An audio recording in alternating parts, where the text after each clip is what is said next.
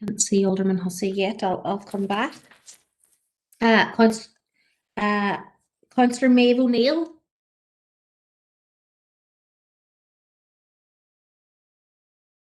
Yet Alderman Ryan McCready. I think it's Alderman McCready. Yeah, thank you. Councillor Rue McHugh. Sure, Karen. Thank you. Alderman David Ramsey. For Alderman Ramsey, Karen. Apologies. Sorry, Chair, is that? Yep. Okay, that's fine. And if I go back, Councillor Tina Burke, I can see. And Straw, sorry, really. Yeah, no, that's fine. And Councillor Sean Carr.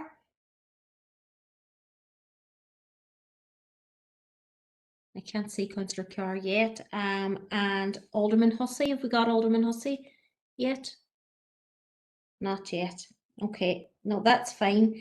Chair, and do you want me to read the notice of remote meetings? Please, please, Karen. Thank you. I'd like to remind everyone who's in remote attendance that this meeting will be broadcast live via the Council's YouTube channel and will also be available for viewing by the public and media. The broadcast will also be available for repeated viewing at a later date, and the broadcast may be terminated or suspended in accordance with Council protocol.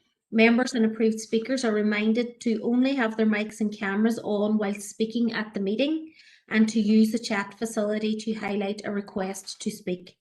And by participating in the meeting, you're consenting to being filmed and to the use and storage of the images for broadcast or training purposes and for the purposes of keeping historical records and making those records available to the public.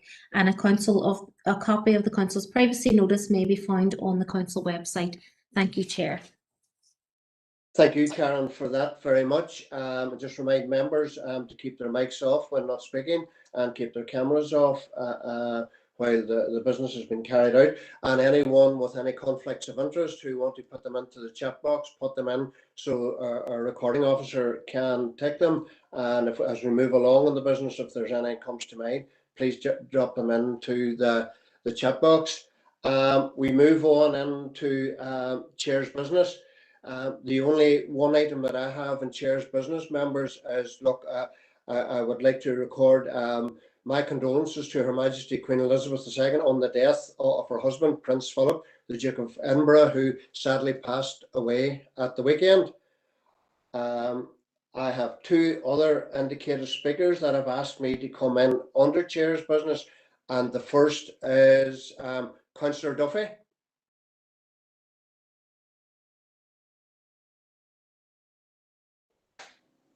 Thank you, Chair, for allowing me in, and I really do appreciate it, as I'm not a member of this committee, so it was very kind of you to allow me to speak.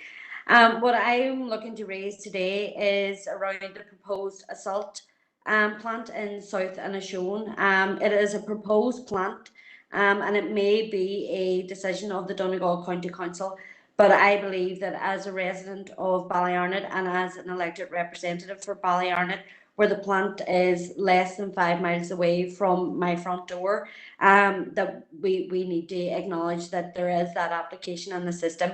I do acknowledge as well that the planning process is completely independent, but I do think that we need to voice our concerns and the concerns of the residents living in Ballyarnett who have been contacting me regarding the issue. I was disappointed earlier in the week to learn that the application is not classed as a trans-boundary application. So as a council, we have not been consulted or notified around the application as it stands. The residents that have been contacting me have been raising really genuine concerns regarding the fumes and carcinogenics that will undoubtedly be emitted from the site. And it has to be said that the fumes aren't going to stop at the Donegal-Derry border. So I think it is important for us as a council to note those very real concerns. I would also like to take the opportunity to pay tribute to the organisers of the campaign opposing the plant, because they have been very dedicated to it over the last while. I know it is a complicated process, and they have been really keeping an eye on it. I would also like to pay tribute to my party colleague Terry Crossan, who has been working really closely with the residents on this issue. So I would like to put it on record here today, and on behalf of the campaign group and on behalf of the residents in the Ballyarnett district who have been contacting me around it, that the residents in the north do have the ability and the right to object to the plant. But time is of the essence in terms of this, and it is important to note that the closing date for objections is the 23rd of April. So I would just like to make that really clear to the residents living in the Ballyarnett area or anywhere within the Derry and Strabane district area who would have concerns around this plant, that the objection process is now open, but it will close on the 23rd. So if you have concerns around the plant, please use this opportunity. So, Chair, I will conclude on that because I can't make any proposals as I am not a member of the committee, but I would thank you for the indulgence and the time that you allowed me today to raise the issue. So thank you very much. Councillor Duffy, and Councillor Dobbins wants to speak probably on the same issue. Councillor Dobbins. It is, Chair, and thank you very much. And yeah, I agree with everything there that has been muted by Councillor Duffy. And being a resident and a representative of the Ballyarnett area and being a resident in Culmore, you know, we have been inundated, as other reps have, you know, with concerned citizens, you know, with regard, well, what happens to us? And to reiterate that the 23rd of April, you know, you can put in an objection.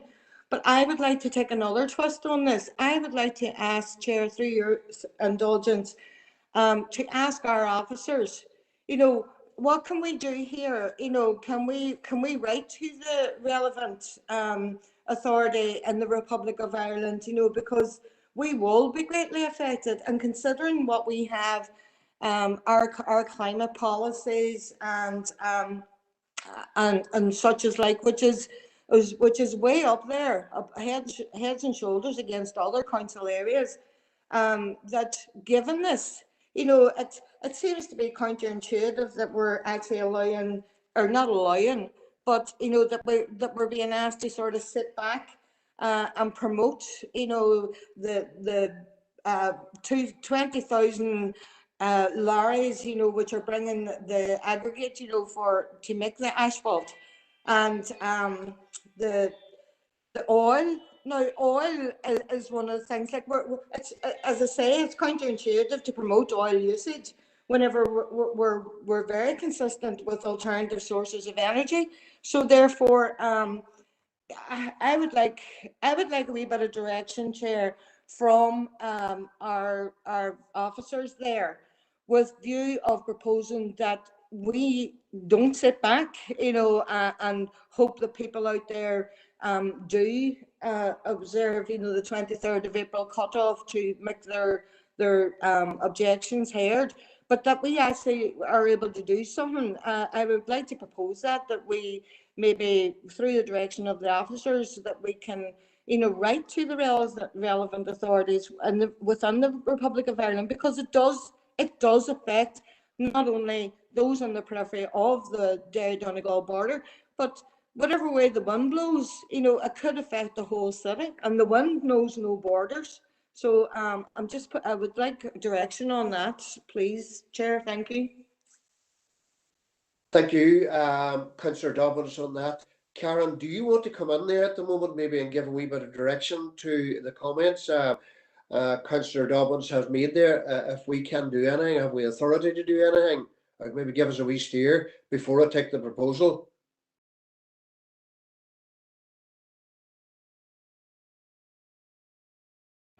Chair, can I come in there? Karen's just advised that she's having IT connection problems, and she's going to try and dial in separately in a few minutes. Yep, that's okay. We'll just wait a couple of minutes until she comes in then, see if she gets in. Chair, Philip here. If it's okay, I can assist slightly. Yes, Philip, go ahead. I didn't know you were on the line. My apologies. Yeah, no, you're okay. I'm never far away, Chair. issue here, unfortunately, is that this isn't a matter which is delegated to this committee, and therefore for the council to submit a response in relation to this requires a council authority.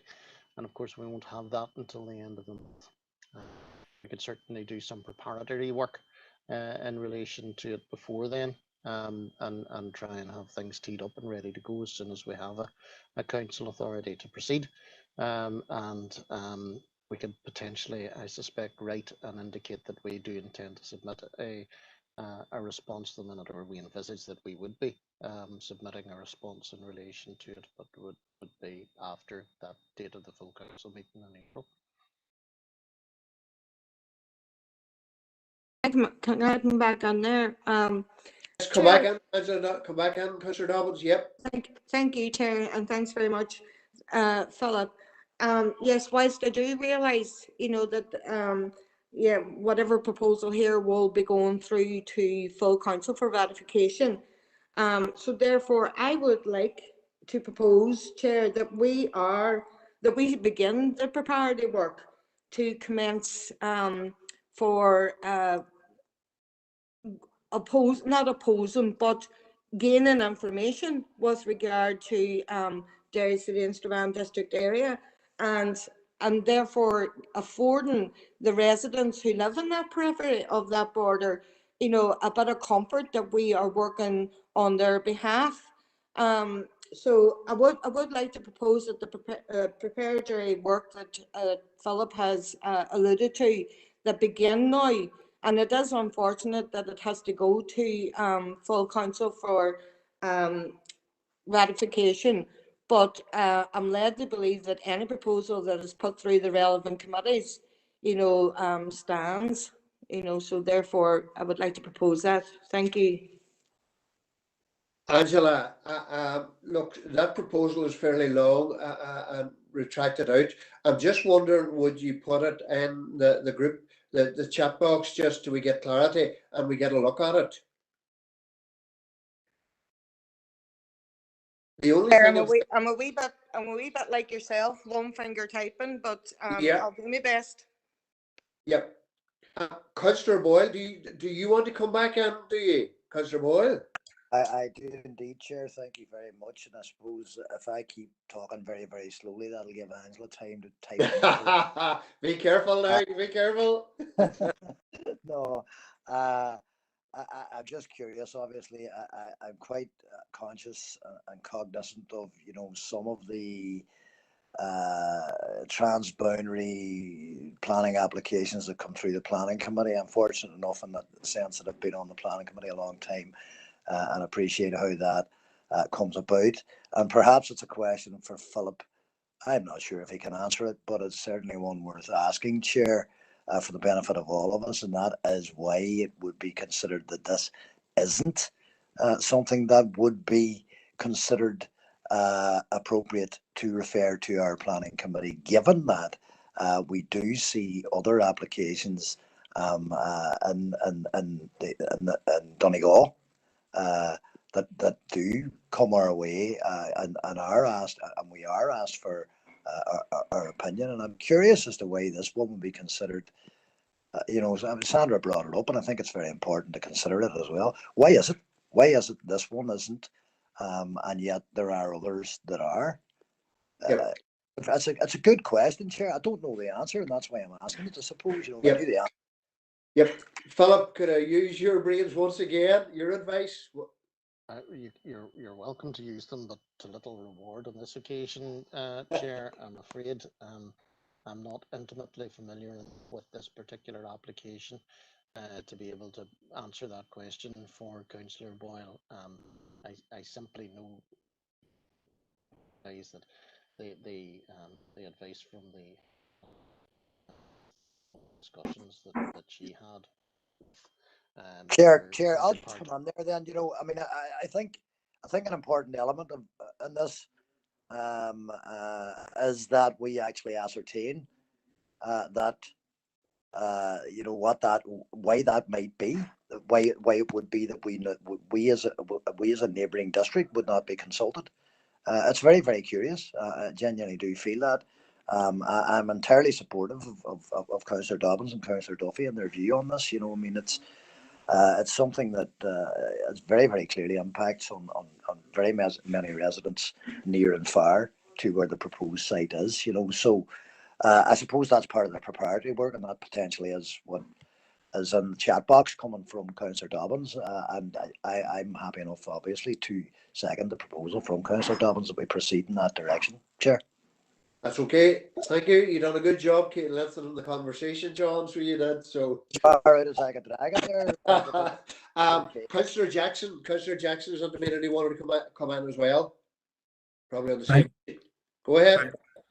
Thanks, Chair. I was coming on the second the proposal that we object to, or we write a letter to Donegal County Council. They object to that application, and in the meantime, that we write a letter to that council, to the council, they tell them that we intend to set our intent, that we intend to object to that application subject to that proposal being ratified at full council. And I've just seen that Councillor Boyle has seconded that already. So I'm just saying on behalf of ourselves, we support that approach. Thanks, Chair. Thank you, Councillor Jackson, for that there. Angela, are you happy enough now with that as well? Thank you. I sent the proposal before I finished typing. The end of that, I know people will laugh, but it's just one finger just doesn't work. The end of that is from Donegal County Council regarding the asphalt applications and with our view of rejecting.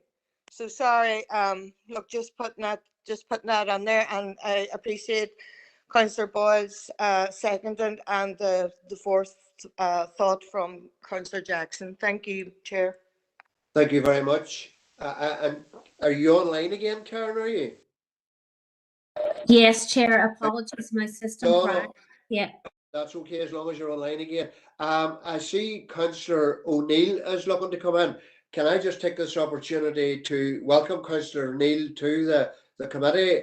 She has replaced Councillor McCann, who has retired. I wish you well, Councillor O'Neill, on the committee, and look forward to your input to the committee moving forward. Go ahead, Councillor O'Neill, what's your comments? Thank you, Chair, for that welcome. I totally support the motion proposed that, in opposition to the development of this asphalt plant. And I think I just wanted to add to the motion to hear directly from the campaigning group, the South Anishone Against the Asphalt Plant campaigning group, if they could make a presentation to council, just so that we're completely up to speed on the campaign. So it was just to add to Councillor Dobbins' motion. And your proposal is there to just drop it into the chat box so we get a look at it? No worries, thanks. And while you're doing that, I think Alderman McCready wants to come in as well. Is it the same issue, Alderman McCready? Yes, thanks, Chair. Go ahead. Seeking, well, firstly, clarification that we have a proposal open and we're now about to introduce a second. So that's just the first one. On the first one, I've got a few issues. The first one is, are we taking a council corporate position on to support or oppose a planning application in Donegal? And I want the Angela Dobbins' motion to be written out in full. I've got the first half and then another bit. If we're voting on something, I want it in full as per all other committee and council meetings for absolute certainty. So there's no ambiguity thereafter. On taking a position, the first thing is, I believe we have, as a council, good communications and relationship with County Donegal and their team. So surely that lines of communication is open and at the council officer's disposal without any motion going forward. So if we request information here today on behalf of the concerned residents, then let's crack on and get it done. But secondly, if we're taking a position through this this committee to be ratified in full council, then any preparatory work that would be in opposition or in support is not ratified. So, council officers wouldn't be approved the act in any means, aside from communications and getting information. And just lastly, I'm very conscious that, yes, we represent everyone within our council area, albeit that the issues in this case will originate from County Donegal. And yes, fumes, the environment does not recognise any boundaries whatsoever. Fully understand that. But I'm also conscious that they do have procedures, policies, and a constitution of their own. I want to make sure that we respect that, and anything we do is done in partnership and not anything else. So, if I can just have those answered put on screen, I'm happy to take things forward. Then, thanks, Chair. Thank you for that. Angela, just before I move on, I know Councillor O'Neill has said there that she wished to welcome the group in for a presentation. Are you happy with that, Angela? Well, yeah, and I'm doing, Ryan, I'm actually writing it out again, so, yeah, and I do apologise to committee members with regard to bits and bobs here and there. It's the way my iPad is. Okay, yeah, Chair, thank you. Yep.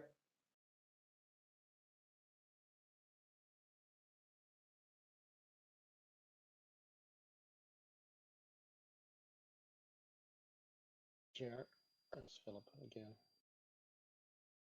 Hello. Chair Philip here.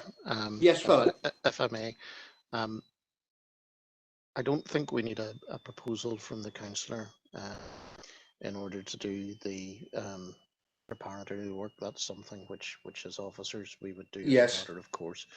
I do think what we need to be clear on in relation to this is that what we are doing the preparatory work for. And I am assuming that from the thrust of the debate that we've had in relation to this is that, and this is, I suppose, in line with Alderman McCready's point, is that what we are being asked to do here is to adopt a corporate position that we would lodge an objection to this application with the Donegal County Council. And therefore, it's probably more the second part of Councillor Dobbin's motion, which is that the proposal would be that the council lodges an objection with Donegal County Council in relation to the planning application for an asphalt plant. Is probably the way we can put that separately into the box if that's of assistance. Particular point to deal with that, and then just whilst I'm chatting, Chair, if I may, just in relation to Councillor O'Neill's additional proposal, then I think just need perhaps to take that as a separate proposal. A separate one. If the two are linked, yeah, then that would impact on the time frame within which we would be able to action all of this. Thank you, Philip, for that that information. Yep, I think it's a good idea that we do take a second one separately. Angela, do you want to come back in again?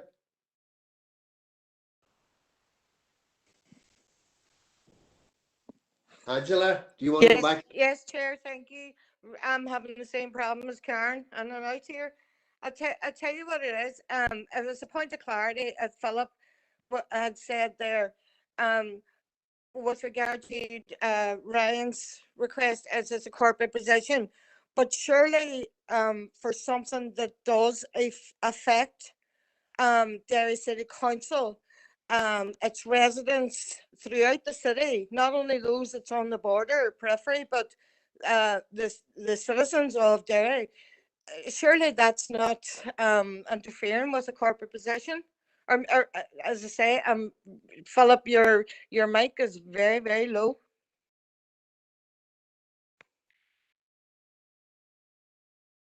Yeah.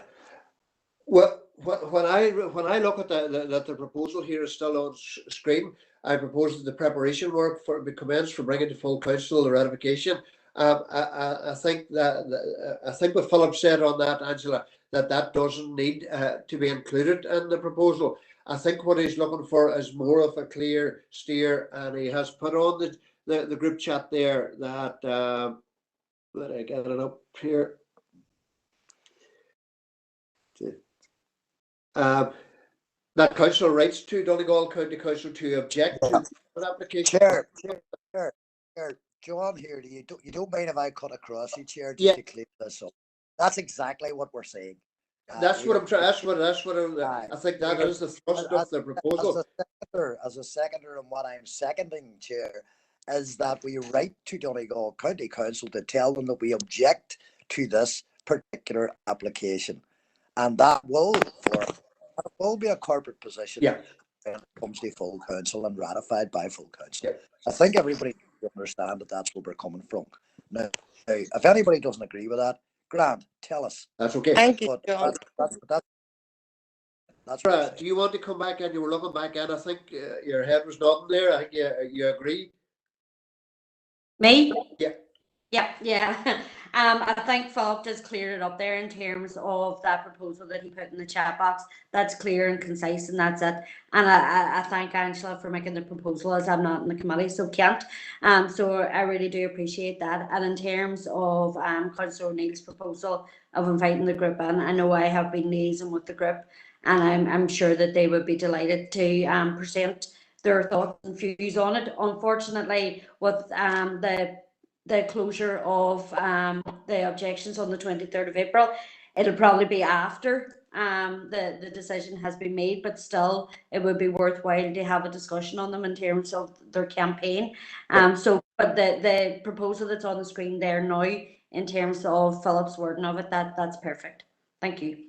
Chair, can I just say there was a little bit of confusion as to what it was we were all trying to do there, and effectively, yeah. We've got there. I was going to say thank you, City Solicitor, for bringing some degree of clarity to it, but that's effectively what Councillor Dobbins was proposing. It's very difficult when you've got one finger and you're trying to type.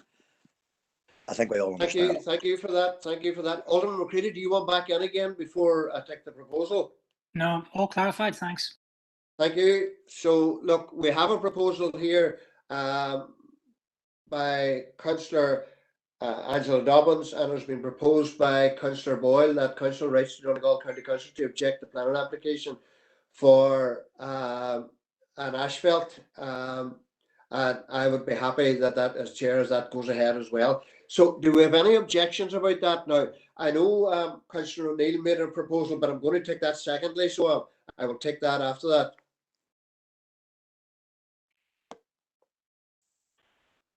So I see nobody speaking against that, so we take it as passed. Everyone is for.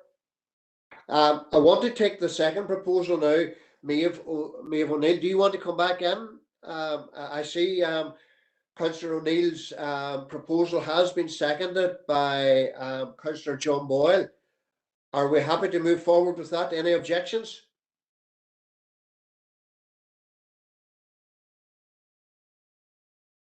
I don't hear any objections, so we take that proposal as passed as well. And that concludes Chair's business today. We'll move on now into matters arising out of the meeting on the 10th of March. For matters arising, I have only one point. Here. And around accuracy, and I should have got it at full council, and a CR 69/21. There was a comment made that oil prices have marginally increased during the past 6 months. I did state that oil prices had increased by 50 to 60 pounds per 500 litres in the last 6 months. Just take that there for correction. Councillor Edwards, do you want him? Under matters raising, Chair? Yes. Yep. Could I just want to raise ER 7421, the minor works. I'm just wondering if we could get an update on two issues that have been ongoing in the Derry DA. The first one is the Siam Mills River Walkway that's been sort of left in a state of disrepair for a long time now. And I know that work was planned last year. but it was delayed due to I think it was the river agency needed to sign it off. But I believe that April now that those works can proceed. So I'd like to get an update on that, Chair, and also there's a fishing pier at Newton Stewart as well, Chair, and the fishing season is open again, and there was a commitment to repair that fishing pier in Newton Stewart, and I'd be grateful if we could get an update on those, Chair. Thank you. And just before I bring Karen in, I just want to say I have Councillor Fleming and Councillor O'Neill and Councillor McHugh on matters arising, just to let you know that you're on the list. Karen, do you want to come in and answer Councillor Edwards? Yeah, Chair, if I bring Frank in, I think he has the details of the Cyan Mills app. Frank, can you come in?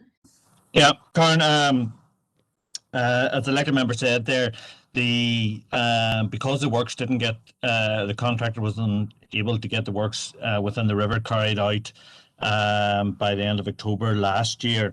They then came into force an exclusion period from the Locks Agency and Rivers Agency until April now, before they would be next allowed in. So the contractor now has started to set up his compound on site, and he's expected to make a start on this before the end of this month. Thank you for that update. Our next speaker is... Sorry, Chair, I don't know if Connor has any update on the fishing pier. I don't know myself in Newton Stewart. Connor, is there anything on that at the minute, or maybe we can come back to Councillor Edwards on that one? Well, the works have been programmed. It's just down to simply the contractor mobilising and getting on site, but certainly they will be completed within the next while. But I'll get a timeline from the contractor, and we'll update Councillor Edwards separately, if that's okay. Okay with that, Councillor Edwards? Yep, thank you, Chair. Thanks to the officers for the... Not at all. Next indicated speaker is Councillor Fleming. Thank you, Chair, for letting me in terms of the minutes, and it's under the minutes in terms of the presentation, which was done in terms of play provision right across city and district. But I just wanted to allow me to raise an issue that has transpired over the last 24 hours, caused a fair degree of concern and disappointment within the Strathfoyle, the wider Strathfoyle area, which is about enhanced facilities to the existing play park.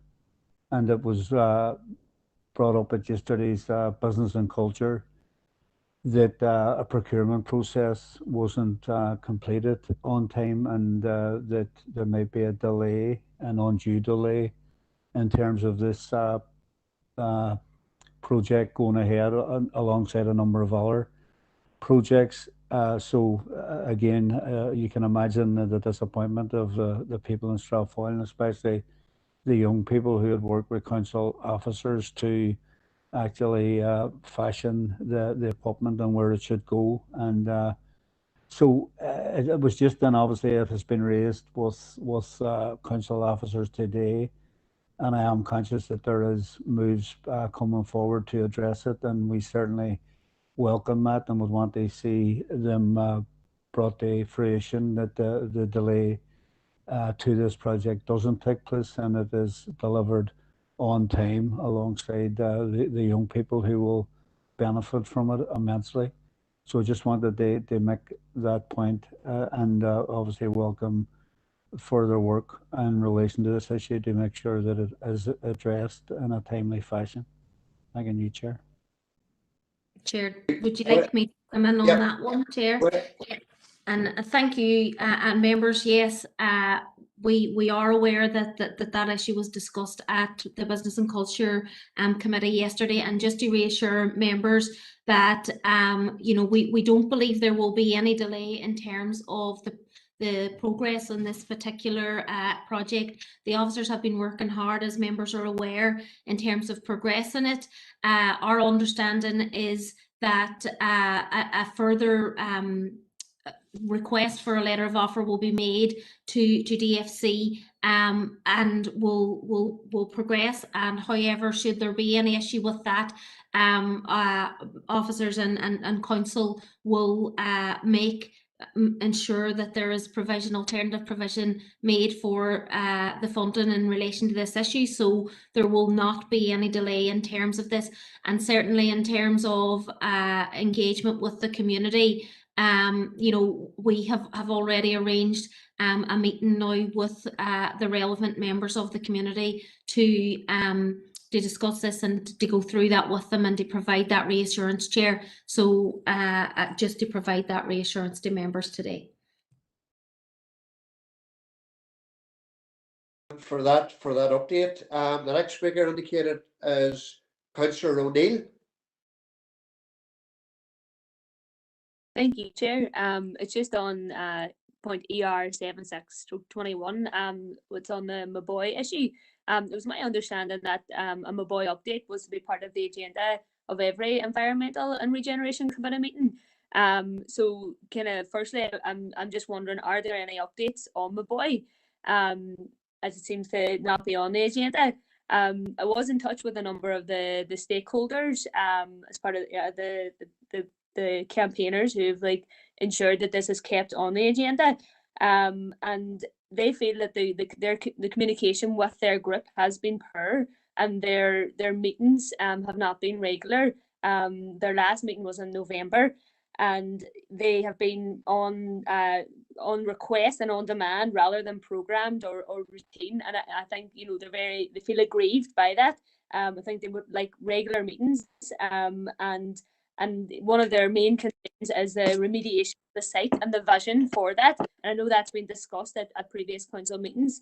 And I think they're wondering, is the communication on the vision for the remediation of the site, is that communication is keeping the public informed on that up to them as stakeholders, or who is taking the leading role in that and sharing that vision? And then just the other concern I had with regards to Maboy is there was a recent document done by the Northern Ireland Environmental Agency on the groundwater, the Fahun groundwater body chemical classification, which has given per chemical a status as per chemical status for the Fahun groundwater body. And I know Northern Ireland Water are doing routine checks of the River Fahun, given that it supplies a lot of the drinking water for our city and district. But you know, this is a really concerning report here that's just recently been published. So yeah, so that's me.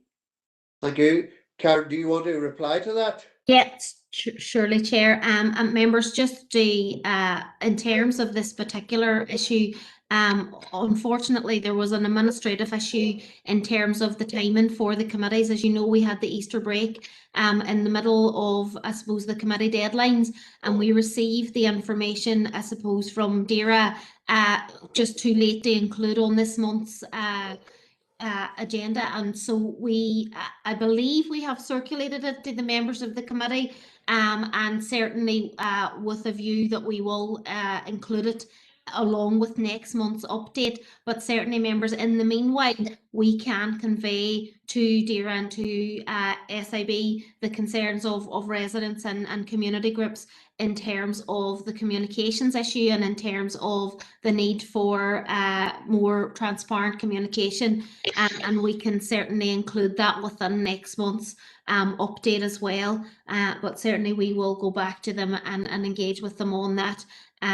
So absolutely, Chair, more than happy to do that, and apologies that happened. It was basically an administrative issue to do with the timings over Easter. So we will follow that up. Thank you, Karen, for that. And the next indicated speaker is Councillor McHugh. Goramagat, Chair. It's ER 68/21, Community Walkways. Just two quick issues.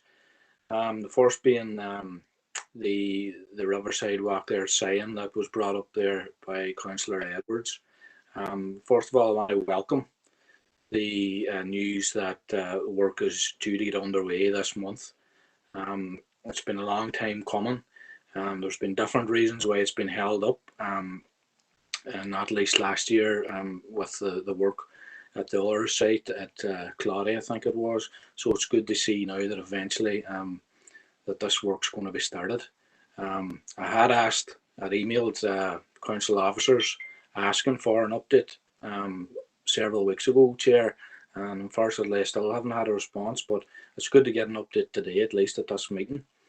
The second point, Chair, is regarding the community walkways.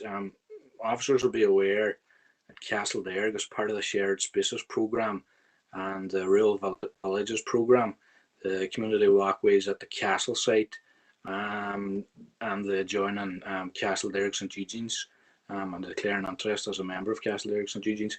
Those walkways are now complete and are due to be officially opened in the near future. But can I ask officers, what is the status now of the Shared Spaces master plan in terms of the river banking below the Derry Bridge towards Mitchell Park? Because as part of the master plan, that was to also link up with the castle site, but as yet there has been no work carried out on that bit of the river banking. Last year, Rivers Agency cleared that entire banking, so it still remains in a condition which would be ideal for any works to commence on that in terms of a walkway, Chair. So I would appreciate if there's any comment from officers on that. Thank you, Chair. Chair, if you want me to go back on that, I don't have an update, Councillor McHugh, on the Castleberg walkway in front of me today. I didn't have that beforehand, so I will find that out and we will come back to you, and we will bring a report back to committee next month in terms of that. And certainly I apologise that no one has come back to you in terms of Sion Mills. I'm not sure what happened with that, but certainly we'll come back on Castleberg.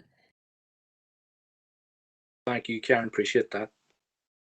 Thank you, Councillor McHugh. Thank you, Karen. Councillor Boyle, do you want in on matters arising? No, that's okay, Chair. It was a question in relation to the subject matter that Councillor Fleming raised on the Strathfoyle Play Park, but the question has been answered. That's okay. So I put that on, so thank you. That's lovely. Thank you. And that ends matters arising out of the meetings of the 10th of March. So we move into the business of the meeting. Item number 7. Frank's going to take that, Chair.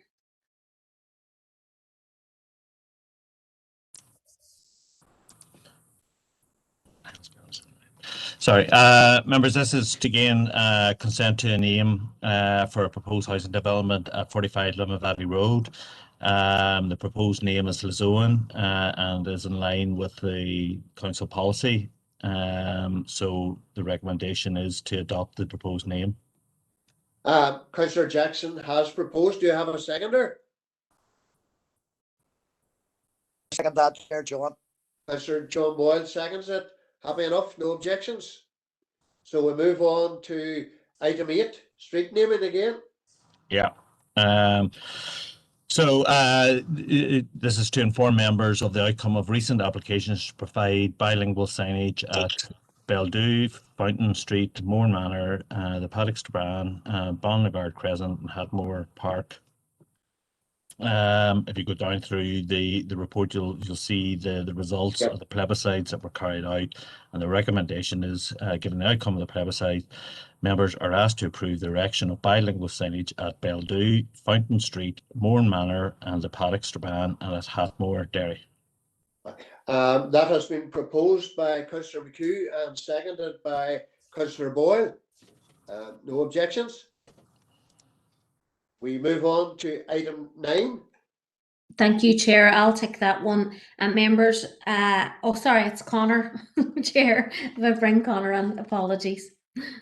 Thanks, Chair. It's to seek members' approval with regard to the extension of combining food and garden waste collections for residents across the city and district where collection arrangements allow.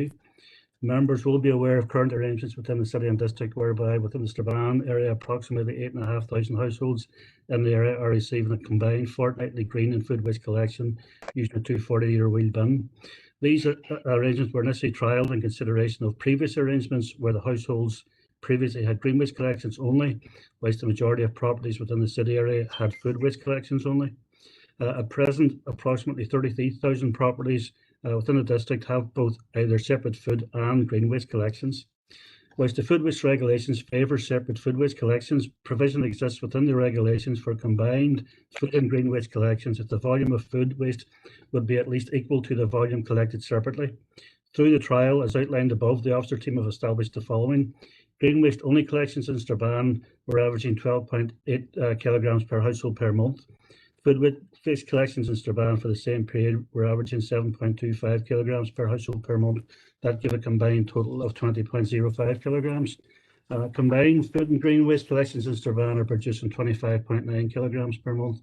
And these figures show that there certainly was no worsening effect on waste amounts when combined. It's also worth noting that the contractor treating these waste streams, the separately collected food waste stream, the separately collected green waste stream, and the commingled streams, has advised that the first action they take within their treatment process is to commingle all of the wastes. Taking forward, the commingling of food and green waste will allow Council to reduce the number of vehicles undertaking collections, reducing carbon emissions and fuel costs in keeping with Council's climate action plan. These crews will be redeployed within refuse collection with no job losses arising. The initiative will also reduce the number of containers that householders use to deal with their waste and will reduce some of the issues reported with regard to handling and storage of food waste caddies, making it easier and more practical for people to recycle organic waste. The change would only be introduced where practical to do so, and those properties without gardens, terraced housing, masonettes, etc. would continue to receive a weekly food waste collection using existing collection methods.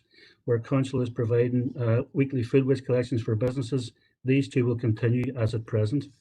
The combination will enable clear communication of recycling messages around food and garden waste, especially the circular journey of organic waste from peelings to plants, as essentially the food and garden waste are mixed by the contractor and turned into a compost, which is then used in local gardens and parks. Officers receive regular queries from householders asking why they can't mix these materials, especially when they're going to the same processor, and considering we offer this service in the Strabane area. In terms of health and safety, repetitive strain problems and injuries associated with large numbers of caddy collections may also be reduced, improving conditions for our operatives. Should members approve this change and residents impacted will be provided with detailed information relating to the change, with officers available to meet and discuss the changes directly with customers. It is intended, subject to member approval, to begin this change process with immediate effect. Existing promotional budgets will be used in terms of promoting this change to users through doorstep drops, social media, and usual outlet channels, etc. There are no additional financial, equality, legal, HR, improvement, or rural needs or other implications associated with this item. And members are asked to approve plans to combine food and garden waste collections where possible across the district. Thank you, Conor, for that lengthy report. The first indicated speaker is Councillor Burke. Tina? Yep, thanks, Chair. So I can get that unmuted there, and thanks to the officers. We're happy to propose no issues around the report. I think from the report, it's apparent that there doesn't seem to be any negative impact in terms of the waste disposal, because as the report states, the contractor themselves do subsequently mix them anyway as soon as they're collected. And also, given from the report as well, in terms of if it's one collection being used for both, obviously the impact that'll have logistically, not just obviously it'll be more cost effective, but also the environmental impact. So we're happy enough to go ahead with the proposal. Thanks. Thank you, Councillor Burke, for that. Councillor O'Neill. Thank you, Chair. Thanks, Conor, for the report as well. And it was very informative. I know there's definitely no difference in the quality of the compost if the food and garden waste is commingled. And I really welcome the thinking of the bespoke collection systems with the change proposed where only practical to do so. I suppose I have a number of questions and a number of concerns just so I can inform my backing of this if I back this proposal or not.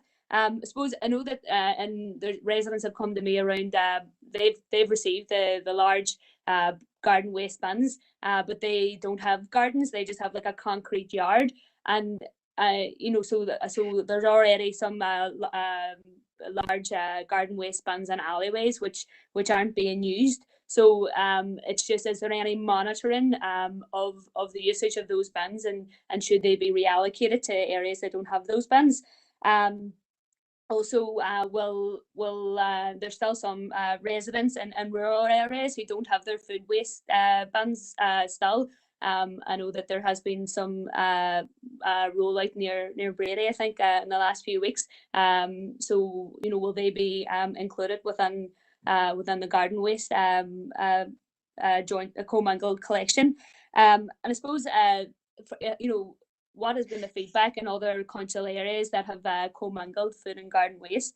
My concerns in thinking practically about it is, if you have like a large, if I was to put my food waste into my garden waste bin, would I leave that bin out every week? Because I know the importance of collecting your food waste weekly. We really shouldn't leave the food waste untreated for 2 weeks, for a multitude of reasons, from smells, from bacteria, rodents, and breakdown of the food. We want that process to happen in that controlled environment as soon as possible. So I'm just worried about if it's a bigger bin, then the bin may not be left out as frequently, and at least with the carries, there's a regularity of leaving that out so it never gets too full, and that is I think there's good adherence to leaving that out weekly. And are you looking potentially forward and that the food waste carries won't be able to accommodate compostable packaging if we do so begin to collect that within this waste stream, given the increase in production of compostable packaging, and kind of there's not been the technology in compostable packaging is ahead of the waste collection streams for it. So is that a factor in making this decision? So if you were able to answer a few of those questions, Conor, that would be great. Thank you, Councillor Neil Connor. Yep, Chair, thanks for that. In terms of the first one, what we've tried to do is where people don't have gardens and the rollout of the 240-litre bins, we had a number of families and who had contacted council, and we were able to swap those over for food waste carries and so on. So if people are unable to use the bin, then we're happy to take it back and to reallocate it, and they can make direct contact with myself or obviously the cleansing team around that. This commingling will enable us to extend the scheme further and to bring in those rural areas, and that was always a plan, but this will enable us to move a bit quicker in terms of that, as larger vehicles can accommodate more bins on a bin run and so on.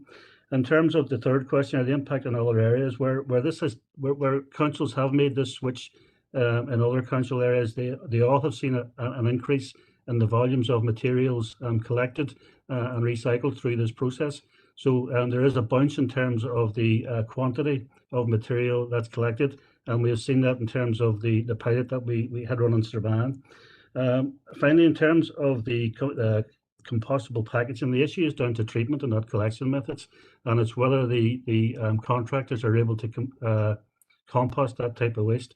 The company that provide that service to council at the moment are moving forward on that and are accepting some compostable materials at the moment, but they're not all easily compostable at the moment. But their ambition is that they should be able to deal with all forms of compostable packaging waste, including coffee cups and so on. So we would see that as a benefit going forward. And it also means that where there is a bit of, say, food waste contamination on packaging, particularly on food waste packaging, that can't at the moment, say, go in necessarily to a blue bin. It means that they can go into these collection systems and in that way be composted and dealt with. So again, there's another positive benefit in taking this forward. I think, Conor, the question was asked as well regarding to, I think Councillor O'Neill mentioned about the food issue, about it being lifted every week, or is it going to be every fortnight, or Sorry, Chair. around smell and odour? Sorry, Chair, I had missed that one. We're still encouraging people to use the compostable liners and to still use the 7-litre caddies within the house. The process, the composting process depends on the food breaking down and decomposing, so this will not impact it on in any way. What I would say, I mean, people have raised these concerns previously. Whilst we were operating only black bin collections, and blue bin collections, all that food waste was in a black bin and sitting there for 2 weeks previously, and there weren't that many issues with it. We would encourage people to use the liners, the compostable liners. Those will deal with any odour problems, but we don't see it as being an issue going forward. Thank you, Conor, for that. Maeve? just like, because obviously you've piloted this in Strabane, which is excellent. Like, was there any problems with people not leaving out their bin regularly for collection? Because I know in terms of my garden waste bin, I and other residents don't really use it over the winter, and it's just that concern that it wouldn't be left out weekly. Like, was there any feedback on that, or was there any drawbacks in this method from the pilot and Strabane? The majority of people favoured the larger containers, and there was more capacity, and there certainly wasn't any reduction over winter months in terms of leaving bins out. And I say the fact that that the 240 litre bin has a larger capacity, and it suited a lot of families, particularly over winter when they were producing a lot more food waste at home. Thank you, Conor, for that. Thank you, Councillor O'Neill, for those questions. This item has been proposed by Councillor Burke. Do we have a seconder? Happy to second, Morris, Ryan. And that's Alderman McCready, second. I take it everyone's in favour if I don't hear any objections. We take it that is passed then. We move on now to item 10. Thank you, Chair, and I'll take that one. And members, the purpose of this report is to advise members on a joint submission with Donegal County Council to join the Covenant of Mayors peer-to-peer learning programme, which complements existing collaborative climate action initiatives and the Emerging Northwest Climate Action Plan, and also to seek members' approval to progress the Covenant of Mayors for Climate and Energy Europe signatory initiative, which supports our climate emergency declaration of 2019 and our subsequent pledge approved by Council in July 2020, committing to a shift to net zero greenhouse gas emissions by 2045, while also ensuring that Council is, as far as practical possible, prepared for and resilient to climate change. And members, the Covenant of Mayors for Climate and Energy in Europe peer-to-peer learning programme has been designed to cater for the different needs of regions, and the types of activities are laid out in your report under section 2.1. A decision on this will be made in May 2021, and if successful, the first introductory meeting would be in June 2021. And the Covenant of Mayors Signatory Initiative supports local authorities by providing recognition, resources and networking opportunities necessary to deliver energy and climate commitments. And the benefits, members, are laid out in section 2 of your report. So, members, in terms of key issues, the application to the Covenant of Mayors was approved at the meeting of the Northwest Regional Development Group on the 12th of March and submitted on the 19th of March. And members, the Covenant of Mayors signatory process involves 3 steps. Council approving to become a signatory, which is your report today, then to mandate the Mayor to sign the Covenant, and then to complete the application. And then, members, as laid out in section 3 of your report, we would carry out a baseline emissions inventory and climate change risk and vulnerability assessment, and submit a sustainable energy and climate action plan within 2 years, and then report progress at least every year. Members, you will note that we have done quite a lot of work in terms of this already, and progress is also underway to undertake the baseline emissions inventory and our climate action plan. So, members, subject to successful selection to the peer-to-peer learning programme, a travel and accommodation budget would be provided. However, we anticipate the vast majority of activities would be delivered virtually, and to fulfil commitments, Council have the capacity to deliver the Sustainable Energy and Climate Action Plan, but we would additional funding support may be required to complete the baseline emissions inventory, and we're looking at options for undertaking this with other agencies. So, members, we're asking today that you take note of the application to the Covenant of Mayors peer-to-peer learning programme, and that you approve that Council become a signatory and agree to the principles in the commitment document mandating the Mayor to sign the Covenant of Mayors agreement. Thank you, Chair. Thank you. Before I bring anyone in, it has been proposed by Councillor Boyle, but Councillor O'Neill has indicated that she wants to speak on it. Councillor O'Neill? Yeah, sorry.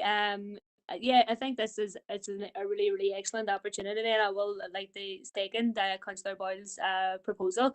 And it's got such excellent content, and I think it's a real showing of the excellent work that council has done with regards to addressing the climate emergency. And I'm really glad that it references public transport and rail in particular in the mitigation challenge 1. And I think we've passed some excellent motions around expanding our rail network and public transport network, and that has informed us that like the private car is the most popular form of travel in the council area, and that transport contributes to 44% of the carbon emissions. But I think it's a real opportunity to like reiterate that we've a lot to do when it comes to addressing the climate crisis that we face, and particularly when it comes to public transport in this council area. So I'm delighted that's in it. But I'm concerned that while we're writing, all this down and all this great work is being done, that we're not we're not acting quickly enough when it comes to addressing the climate crisis. And I know we've had previous excellent motions with regards to writing to the minister on the no more delaying in phase 3 of the upgrade of the Derry to Korean rail track. And I think like we're kind of nearly we're a quarter of the way through 2021, and that had initially been proposed to be completed this year. And I think we should write again to the Minister for Infrastructure to demand that this upgrade of phase 3 of the Derry to Korean rail track is that we write that needs to be completed by 2021. So I'd like to propose that. This is in reading this excellent document, that's encouraged me to raise this issue again, because I feel we can't let this drop. And just as my boy is it's such an important issue. It's on the Environmental and Regeneration Committee agenda every month. I do feel that we should be also have rail and public transport as part of the agenda every month as well, so that this issue is constantly brought up, because not everybody in our city region has access to a car. I think it's around the 50% mark, and I think it's such an important issue as we move forward and addressing the climate pledge that we've committed. Thank you for that. You've made a proposal there, but I want to deal with the substantial one, the one that's on the floor at the minute. It has been proposed by Councillor Boyle and seconded by Councillor O'Neill regarding the Covenant of Mayors and stuff like that there. Are we all happy with that? We have no issue. Now I want to just go to the proposal that Maeve O'Neill has just said there. Maeve, could you write that into the chat box that we get it, just that we get it right? Well, no problem. I'm on the finger tap, so bear with me. So you're one of the finger tap club as well? I should come back and speak slowly again. No, Councillor Boyle.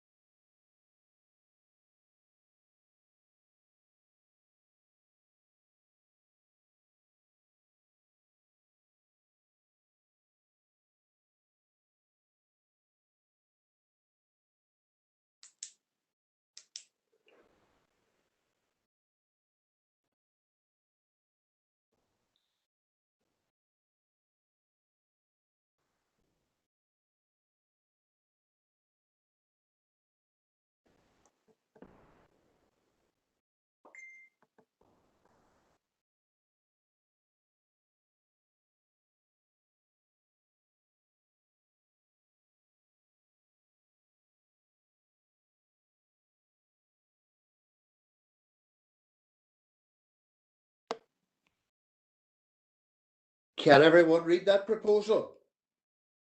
Can I read at it?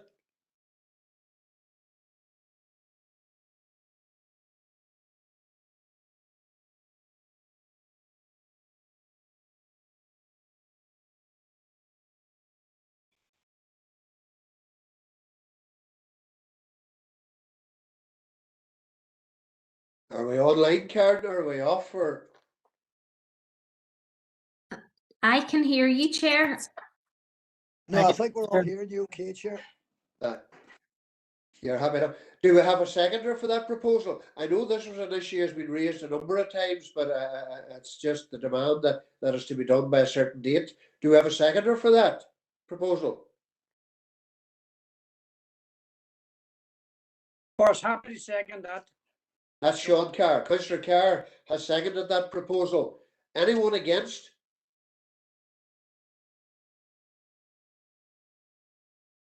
Just want to speak on it, Chair. McCready? Yes, I have two questions. The first question is, when is the last time that council moved on a motion? This is it within the time frame to redo it? And secondly, I think putting a timeline on it by 2021 is, I'm pushing myself not to say ridiculous, because it's a major piece of infrastructure, and even if you started now, it wouldn't be finished by 2021.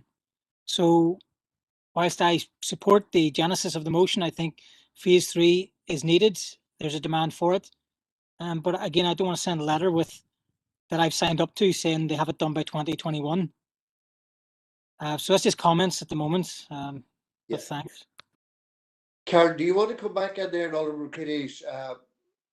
Are you aware when the last motion would fall? Chair, through you, Chair, members, and again, I haven't got the full information in front of me, but I do know that the Minister has asked DFI and TransLink, or there is detailed feasibility underway at the minute in terms of the phase 3 update.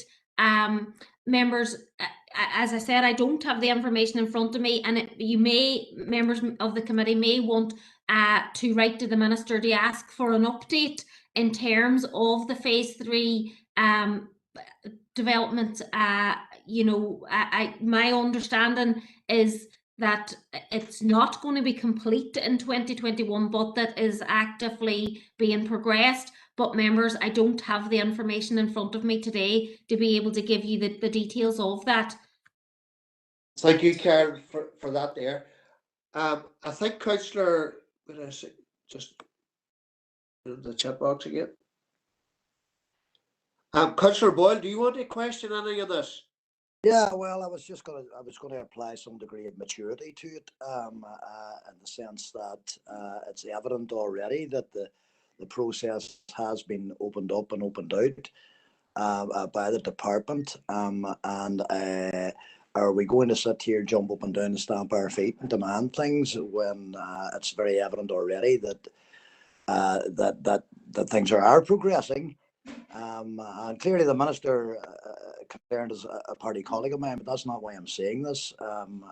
It's a bit of a nonsense, because we already know what the situation is, and I was going to suggest that we actually ask for an update, because Alderman McCready is quite right.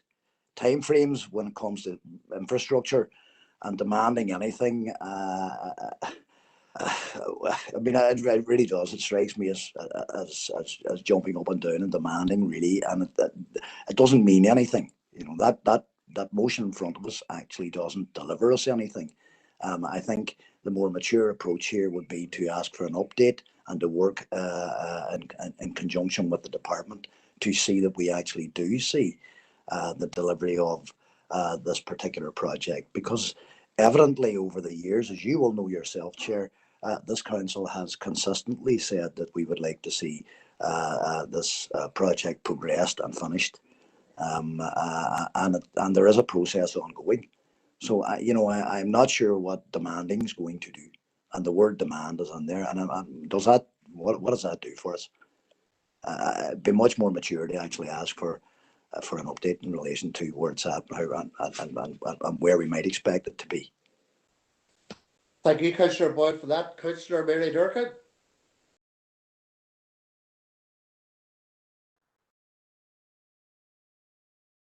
Councillor Durkin.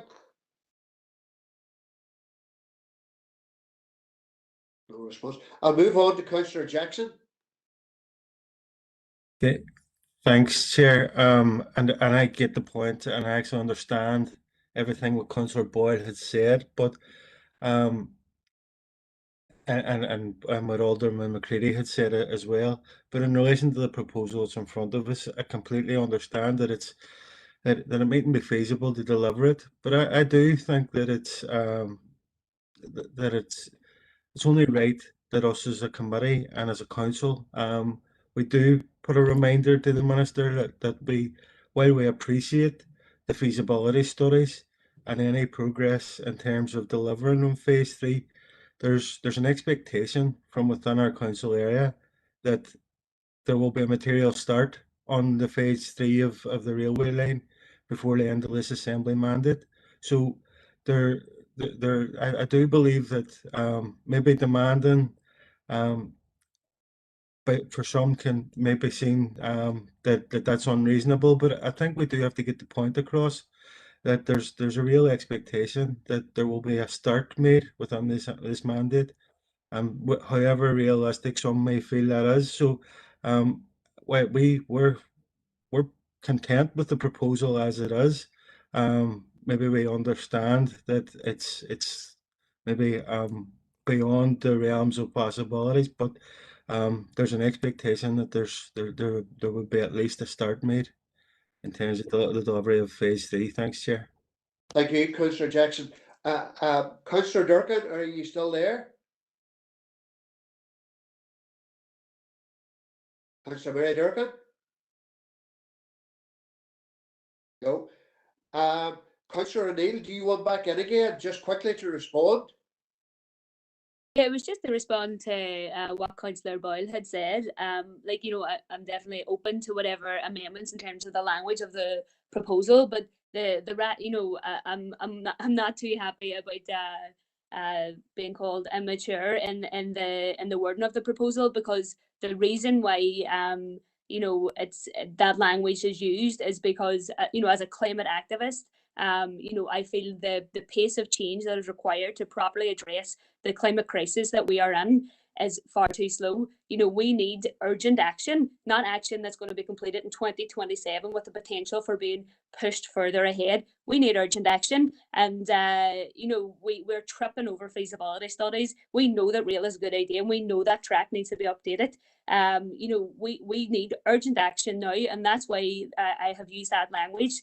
You know, yeah, this is the problem with climate action, you know, throughout, and that, you know, we have to almost rationalize and justify action on climate change when the solutions are there in front of us. So, you know, I want to challenge being called immature in this, because I think we need that maybe that energy of youth to actually properly take action on the climate crisis. Thank you, Councillor O'Neill. Alderman McCready has indicated that he wants to put on an amendment. Alderman McCready. Yes, Chair, I'm going to put an amendment into the chat box.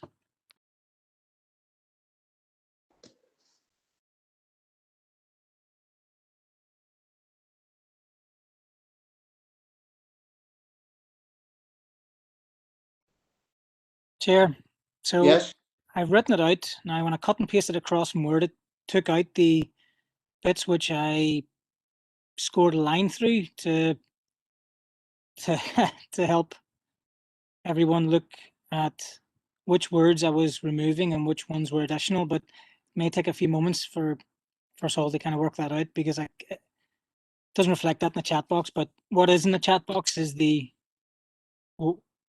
my amendment. Thank you, Alderman McCready. Do you have a seconder for that amendment? Chair, sorry, Chair, for interjecting there, but I'm not quite following what Alderman McCready's saying. As what's in the chat box, we're all looking at that. No, my apologies. Councillor Boyle is correct. Let me redo that. Thanks. That's okay. I'd be content to wait for that. That's fine.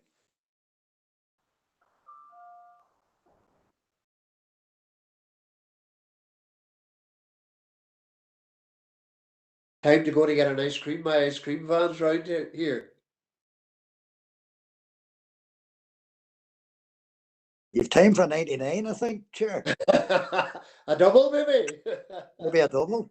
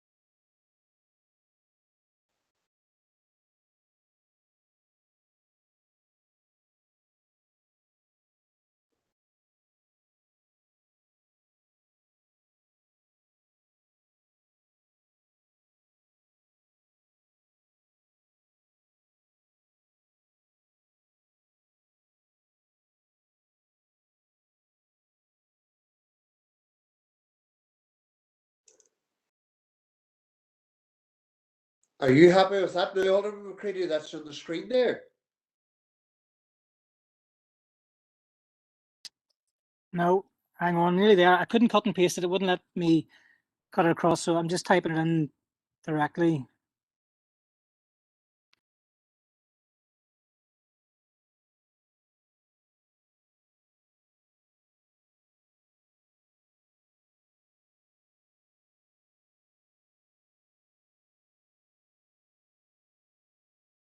Chair, that's it. Third time lucky. I apologise to all members for wasting people's time there, but there it is.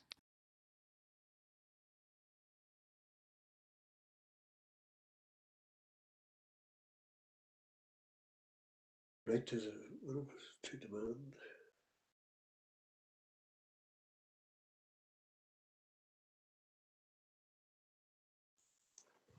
Has everyone read that? Read it?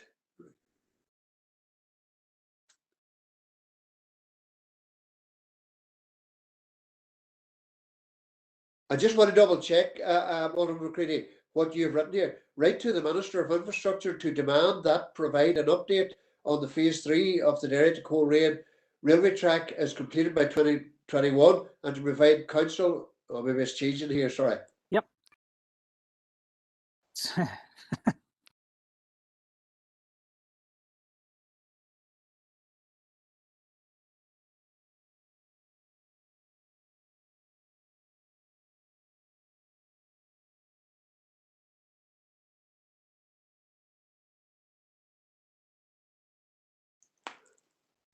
I think Chair Nulla's put that onto the screen there now, the final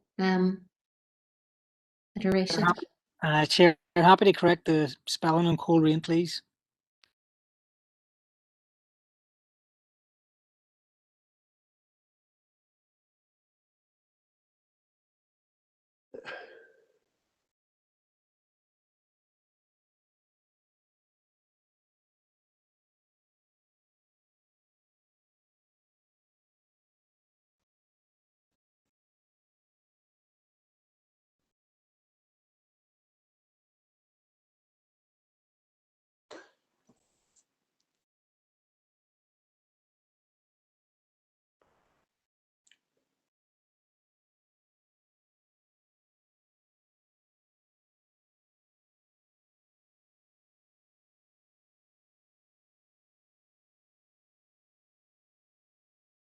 Is that it now, Ryan, is it?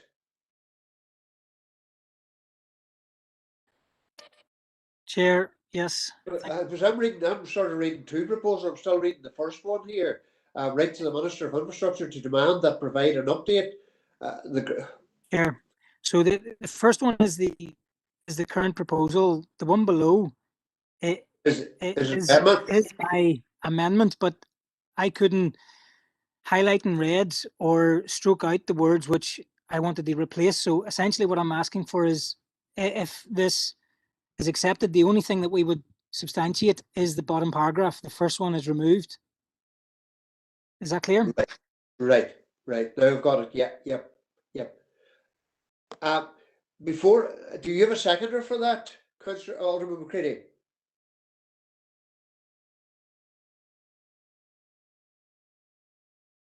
Chair, just clarify so that members are happy that it's the second paragraph, that the first one would... The first one is deleted altogether? Yes, only if my amendment's accepted, so yeah. So what's highlighted now is my amendment, and everything else will be removed. Yeah. It's just too complicated to go through every word in the first one to delete and highlight in red. I just had to do one paragraph, which would ultimately be the accepted motion if everyone was in agreement. Yeah. Is that clear? Yep. Chair. Thanks. Chair, Councillor Boyle here. Yes. What are we voting on that's in front of us here? Is it everything in front of us or part of what's in front of us? I take it, Councillor Boyle, that the amendment is the second paragraph. So the Chair, hang on. So what's the first paragraph in there, Chair? I know that, John. The first paragraph would need to go in order for the second paragraph to be my amendment. So you've highlighted the and to provide council with an update on time frame project in red. So that's not my amendment. My amendment is purely the second paragraph. So they're not two separate motions. Okay, Chair, do you mind if I come on here? Please do. Yes. Effectively to delete the first paragraph in its entirety. Yes, that's what I think. And the amendment is the second paragraph. I don't think, well, whoever's typing this out isn't following us. I think that's the difficulty. Yep. So I think what Alderman McCready is saying is delete everything in black, plus that little bit of it, and then the bottom paragraph in red, what we're talking about. Is that correct, Alderman McCready? Yes, correct. No, that's what I thought. That's what I thought, that to delete the top part. This is the amendment here now. Everyone clear on that now before we move on? Do you have a seconder for that amendment? I'm actually content to second that on behalf of the SDLP. We've no problem. Second, John Boyle.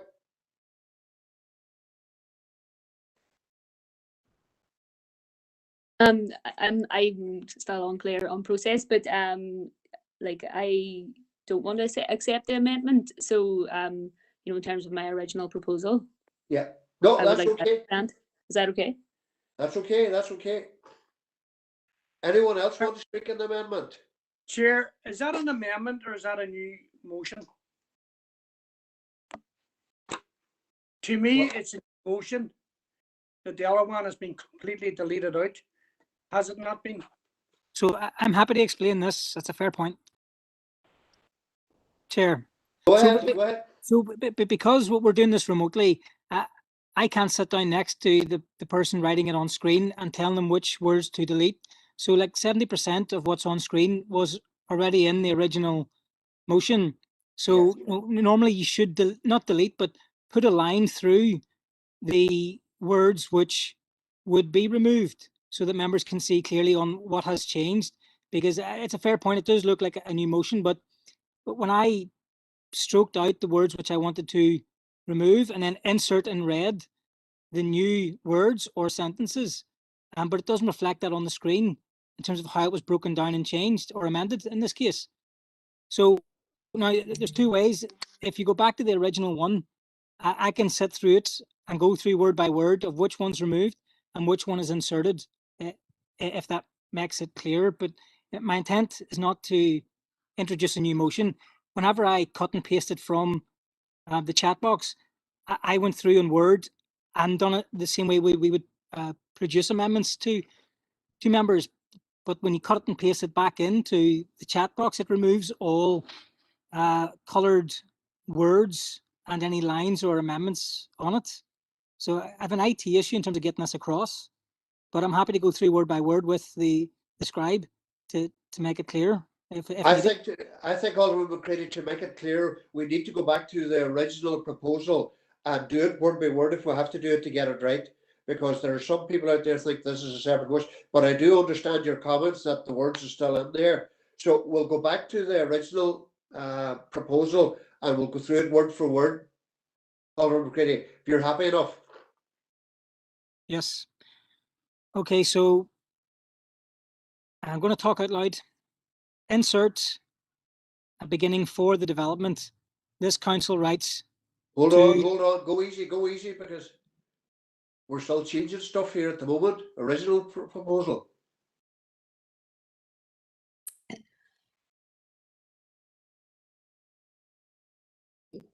Second proposal, sorry for confusing things.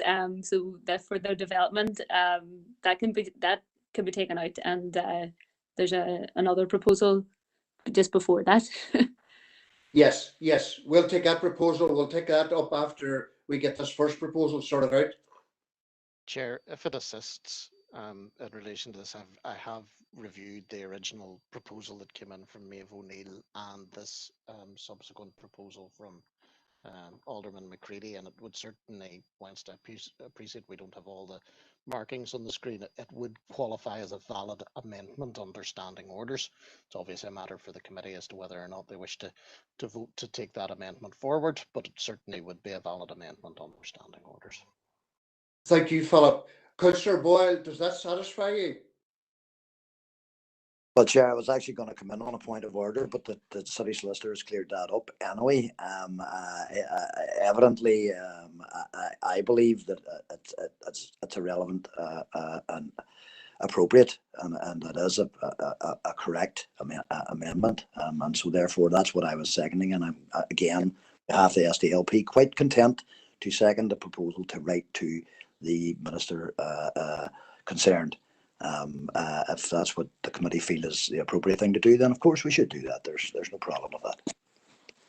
Thank you, Councillor Boyle, for that. Councillor Carr, you want to come in just before we?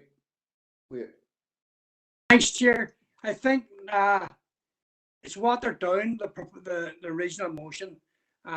It's taken away the thrust of the urgency. This has just now become an ordinary, everyday, run-of-the-mill letter to the minister, give us an update. There's nothing in that motion there to say urgency that was on the original one, because people can't see any great progress. And I just think that this new motion now is taken away from the thrust of the original motion. Thanks, Chair. Thank you, Councillor Carr. Does anyone else want to comment on it just before we have to go to a vote on this one? Karen, I've seen no indicated speakers, so could I ask you to take the vote on it, Karen, on the amendment? Sorry, Chair, I just ask perhaps if Philip can clarify. I think if Councillor O'Neill had said she wants the first proposal to be considered first, and that was originally seconded, perhaps we need to vote on Point of order, Chair. I thought we always took the amendment first. Point of order, Chair. Point of order. I think there's possibly, Point of order, I'll come in ahead of Councillor Boyle here, because I do think there's maybe a little bit of confusion in relation to it. This is an amendment to the first proposal that we're considering now. So we have to take the vote on this amendment first. Then dependent on the outcome of this, then we need to take a vote on what will then be the original motion or the substantive motion. Then we move to Councillor O'Neill's proposal in relation to the item being a permanent item on the agenda. Sorry, Chair. Yeah, no, happy with that. So, if we're voting on the amendment, Councillor Boyle. Again, point of order, just for clarity, so everybody knows what they're voting for. It's the wording in red. not the wording in black. Yeah, and So therefore, on that basis, I'm voting for. Councillor Burke. Against. Against. Councillor Carr. Against. Councillor Dobbins. For Karen. Thank you. Councillor Durkin.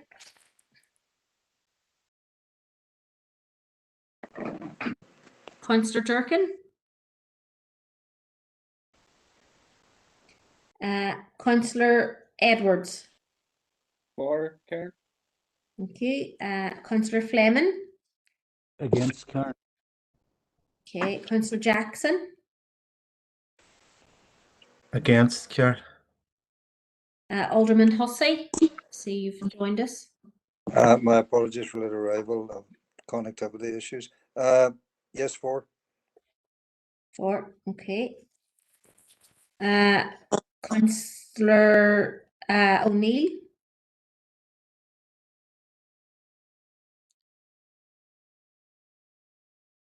Councillor O'Neill. Against. Okay, thank you. Alderman McCready. For the amendment. Councillor Ray McHugh. Against, Karen. Okay, so and Alderman Ramsey is here. Alderman Devaney. For. Okay.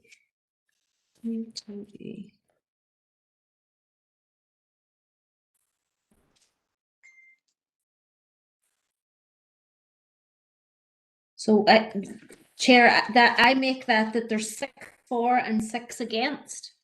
6 for.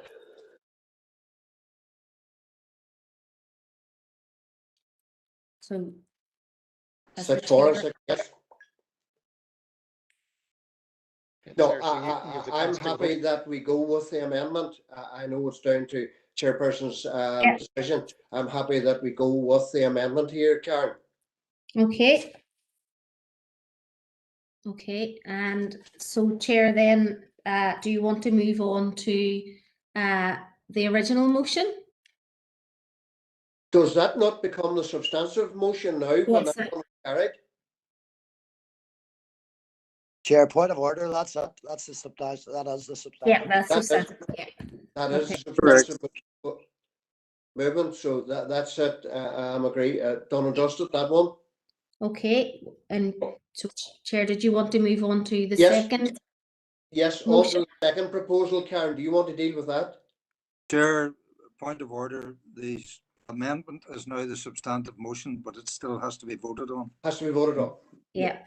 Okay, so that we'll vote on the substantive motion. Councillor Boyle. Mike wouldn't work for me there for a second. I'm for. For, yeah. Councillor Tina Burke.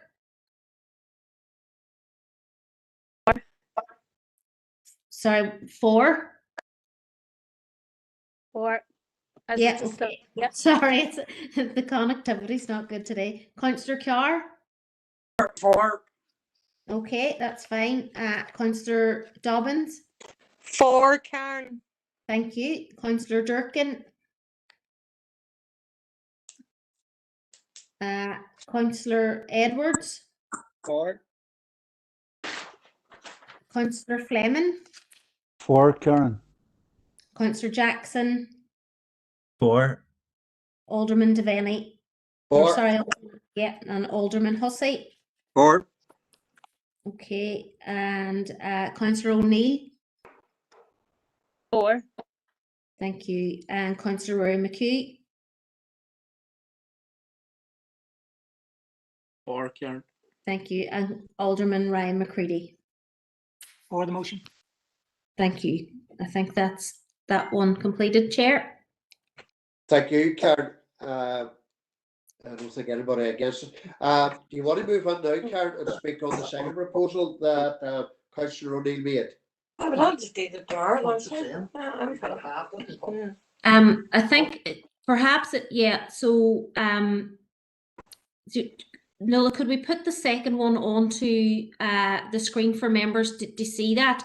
And certainly, members, just ahead of your consideration of this motion, I know Councillor O'Neill might want to add something additional, but in terms of inclusion of these issues on the agenda on a monthly basis, members, as you're aware, council officers don't have any control over the development of rail and public transport infrastructure.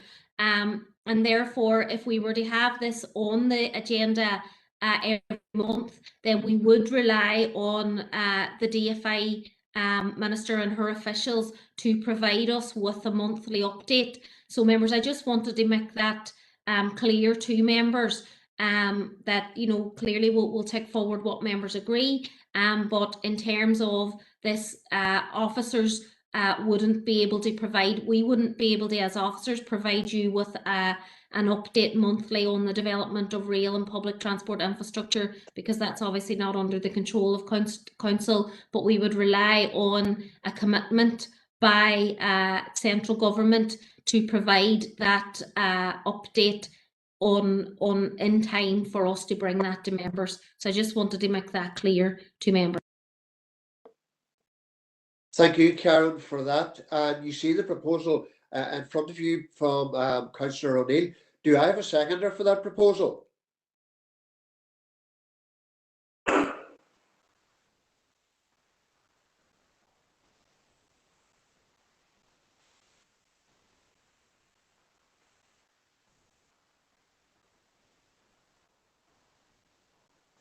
I don't have a seconder for that, Councillor O'Neill, that proposal. I don't have a seconder. So that proposal falls. So we move on to the next item, item 11. Thank you, Chair, and I will take 11. And members, the purpose of this report is to seek members' approval to make budgetary provision in the sum of 21,000 to progress further with the development master plan for the regeneration of St Colm's Park. And members, you may recall previously endorsing the regeneration of St Colm's Park during committee in July 2017. And Capital Review Group endorsed expenditure to develop plans and costing suitable for use within a business case and full planning permission for a number of projects contained within the wider vision for the park.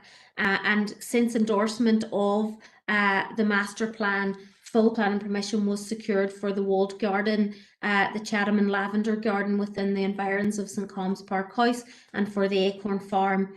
And substantial works to the avenue have been completed and tree lined with funding secured from DFC. The walled garden phase 1 has been completed with funding from Peace, and taking account of this and the previous St Colm's Park public realm works, the total investment in the park to date is approximately £1 million. The next phase in the development is to proceed with the enhancement of the existing car park and pedestrian linkages into the Ebrington estate. And this would involve the enhancement of the existing car park off St Colm's Park Road and pedestrian linkages into Ebrington at the Peace Tree. And that project would proceed under permitted development.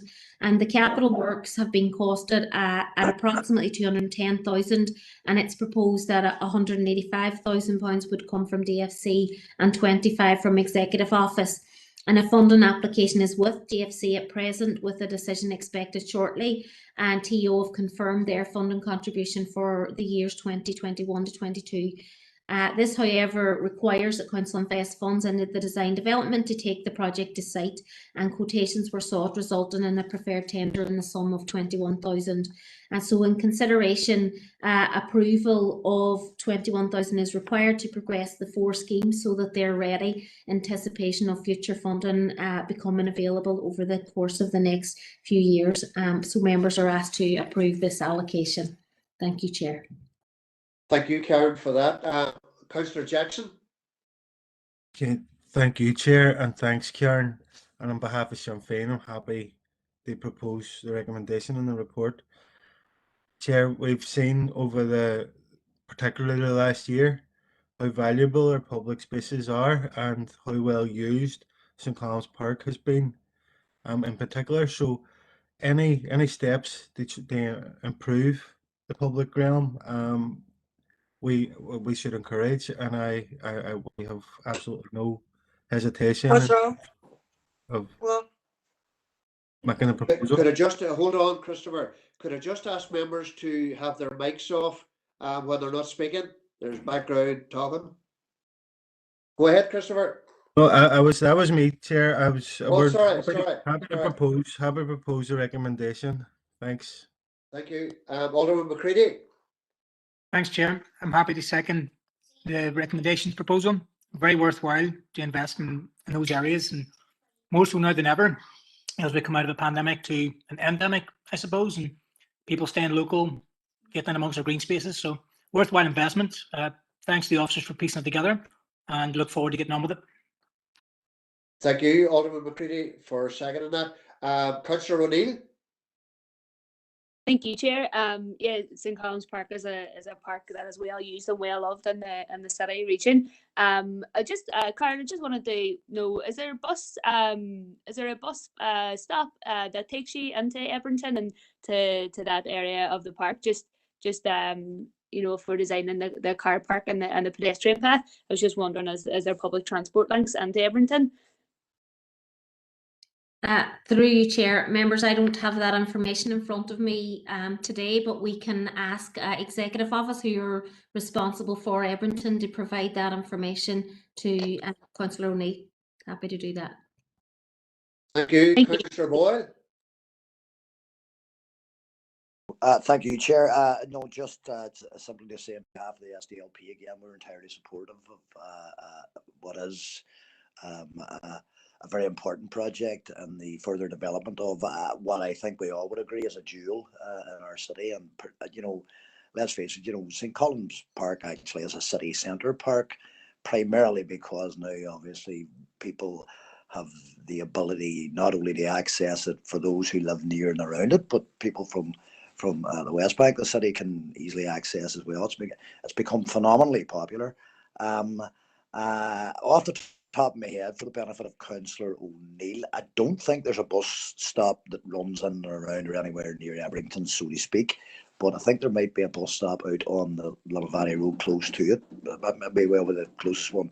Perhaps our Waterside councillors might be able to give us further info on that. But I think that's where that one sits as well, Chair. But just to say, a perfect opportunity now moving forward. And can fully concur with what our colleagues here have said in relation to the recent challenges that we've faced, and perhaps it provides, future and further opportunity as well for people to freely congregate and get to know each other. So it can only be a good thing. Thank you. Thank you, Councillor Boyle. Alderman Hussey.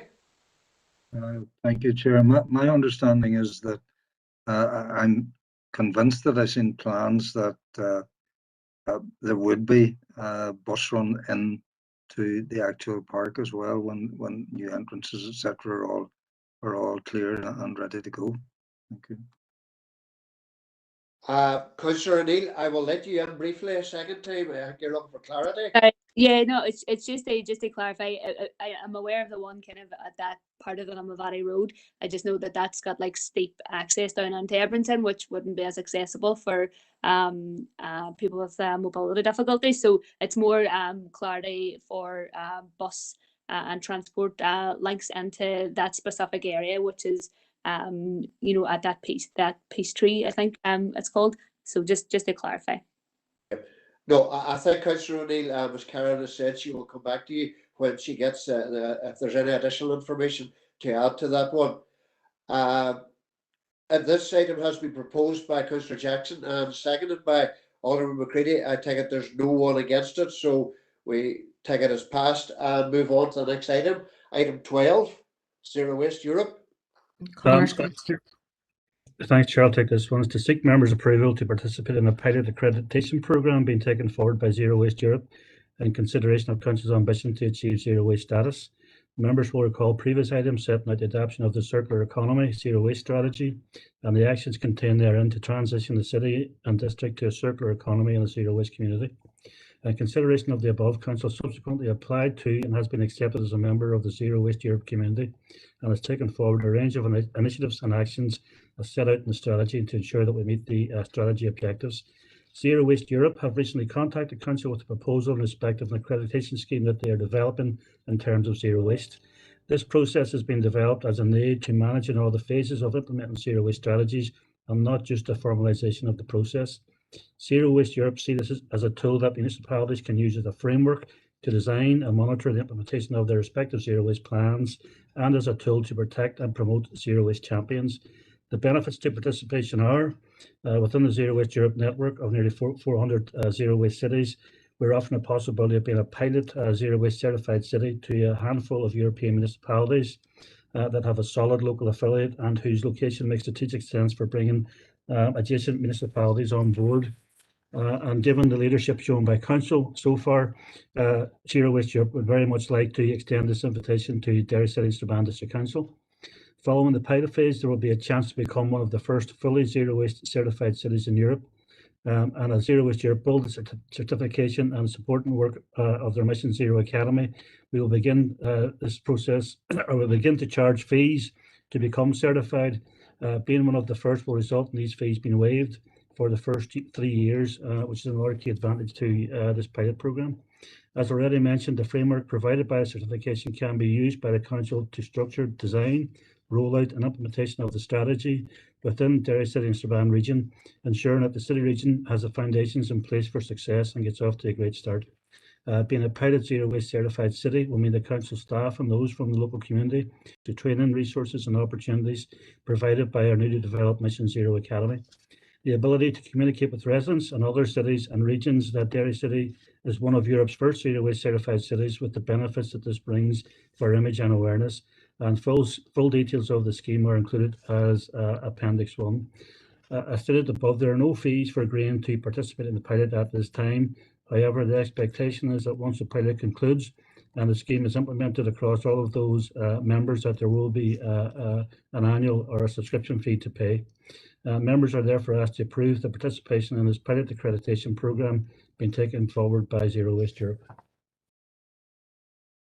And the first indicated speaker is Councillor Burke. Thanks, Chair, and thanks to the officers for bringing it forward. We're happy to propose this and welcome the report. I think what this accreditation programme could potentially do is allow a more structured approach to working towards that, achieving that zero waste city and district. And as a council, we have pledged to work towards this, and we need to be exhausting all avenues. And from the report, we feel it's an opportunity that we could reaffirm that position, and as a council, once again, lead the way in pushing this forward. So happy enough to propose. Thanks, Chair. Thank you, Councillor Burke. Councillor O'Neill. Thank you, Chair. I think this is really, really exciting, and thank you, Conor, for presenting this. Just to declare like my interest in terms of I've been active with Zero Waste Northwest over the last number of years, but I think this is a really, really excellent opportunity, and I think the fact that Zero Waste Europe are being very strategic about who they offer this pilot project to, and I think they're being very strategic because we are the first city region on these islands to step in this direction and to commit to a zero waste circular economy.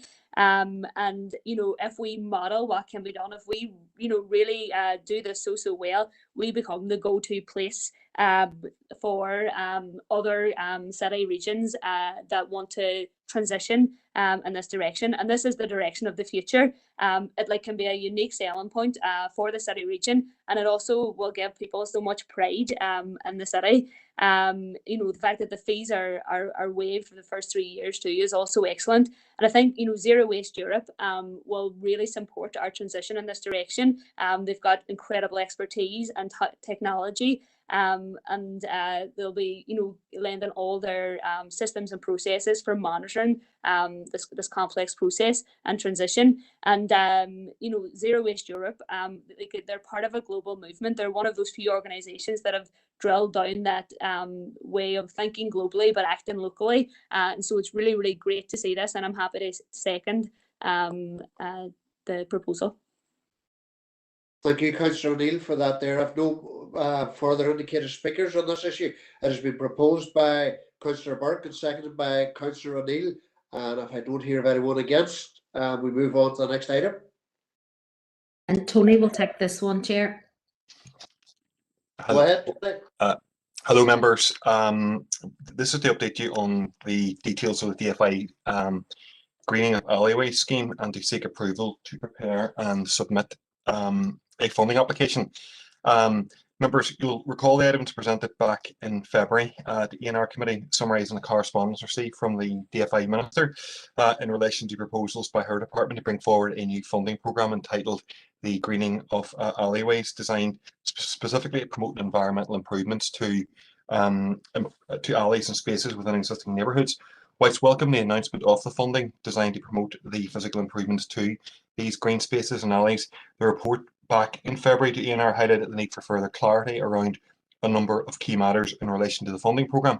In particular, members were advised that prior to Council preparing any such application to DFI, that it would be important to understand matters such as the overall programme budget, the maximum sum available per project, match funding requirements, any geographical boundaries, for example, urban and rural, and any other eligible activities. Prior to the committee back in February, officers had been in contact with DFI to seek clarity around these issues and had recently received a response to the queries, as well as having subsequent discussions with the DFI officials as well. In response to the queries raised by the officers, and whilst there's no specific overall figure towards this programme, it's understood that there may be potential for grant support of up to the value of £100,000 available for individual councils to apply for. DFI advised that this is a rolling programme with a potential for funding to be made available in subsequent years, however, emphasising that will be subject to the available budgets on a year-by-year basis. In terms of the other queries raised by officers, it appears that there will be no match funding requirement, with the grant rate estimated to be 100%, as well as the grant programme being made available on a district-wide basis. This clarification is helpful in terms of informing an application from Council now that the parameters of the funding programme have been established. So therefore, based on the potential available budget of £100,000 per council in the current financial year, it will be important to distribute this as equitably as possible in the design of any programme. The available budget is such that it will only be able to support modest environmental improvements to alleys and green spaces, such as planting, tidying up, painting, new boundary treatments, etc. And as previously advised, the scheme will not be able to support revenue or recurring costs associated with any such programmes delivered under this programme. Similarly, the budget and funding timescales are such that it will be unable to support any construction elements of scale that are likely to involve statutory consents or indeed complex procurement processes. In the design of any scheme, staffing and maintenance costs are ineligible. Due to the practical and legal complexities associated with the locking of alley gates, it's proposed that the grant support does not directly support this activity and instead is focused on delivering tangible environmental improvements to existing spaces. It's proposed that Council's role in the scheme is to administer the grant to interested parties, namely bona fide constituted groups and organisations. In order to maximise the grant availability to groups throughout the district, it's proposed that Council doesn't directly deliver any projects itself.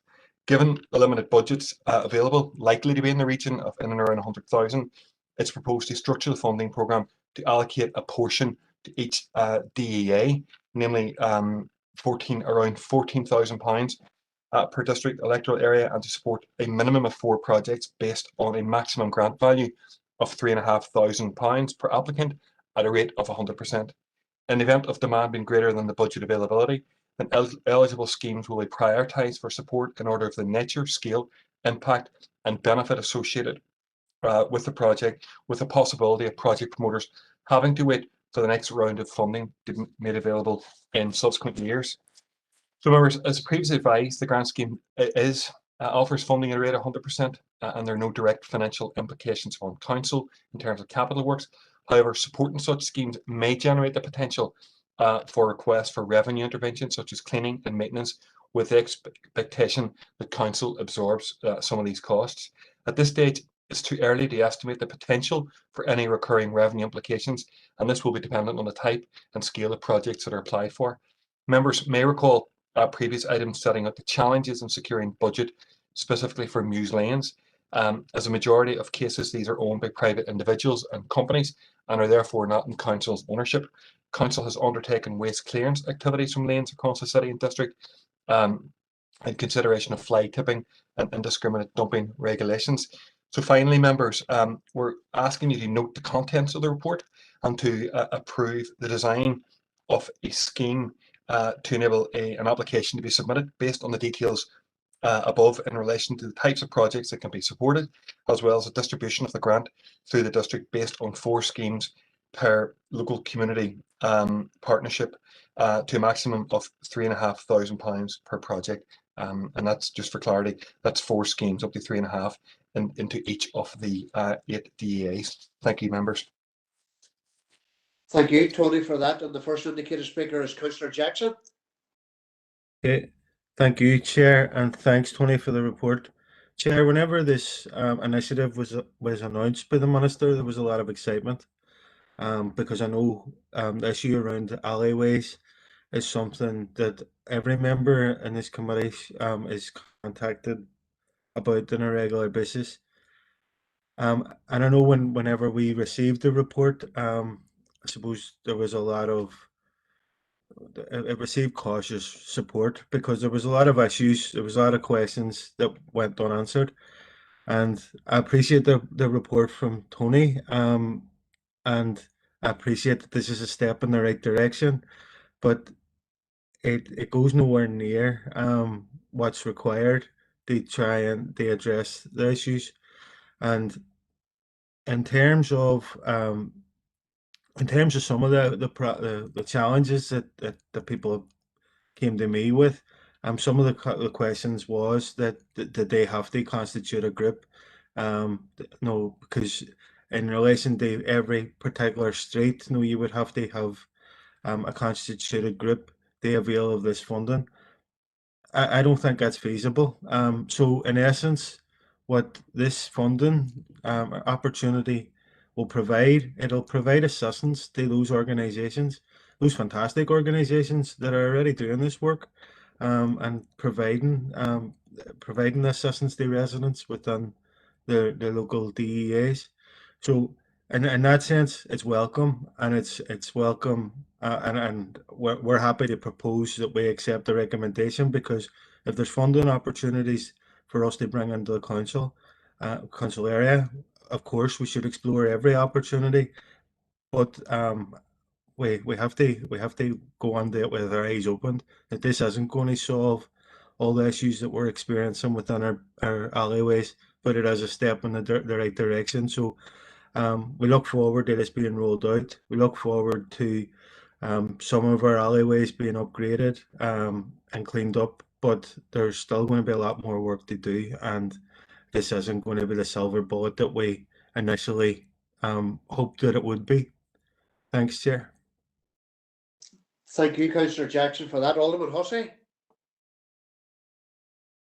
Thank you, Chair, and I would concur with a lot of the remarks from Councillor Jackson there. Christopher has outlined quite a few of the issues that I was looking at. And I mean, as Councillor Jackson says, we've got to be realistic, because £3,500 isn't going to have a big impact in certain areas. There are others where it will do. And I suppose a lot might depend on the applicant groups. And as has been highlighted there, how we seek verification of the constitutional status of groups that might apply. And further to that, I can imagine, and I'm sure the likes of Councillor McHugh there will understand when I would refer to an area, the back lane in Derry means nothing to most of you, but it's an area that isn't covered by any particular community group, but it's an area where this sort of scheme could prevent a lot of ASP if it was managed properly. But there again, as Councillor Jackson's referred to, the management of the scheme. I think Tony did reference there that the community growth partnership boards would have input here, and I'm wondering how that will be managed, or will they be delivery bodies, or will they be assessment bodies of those who seek to undertake the scheme? There's a lot to be dealt with yet, and I suppose the final thing is, what sort of timescale are we talking about?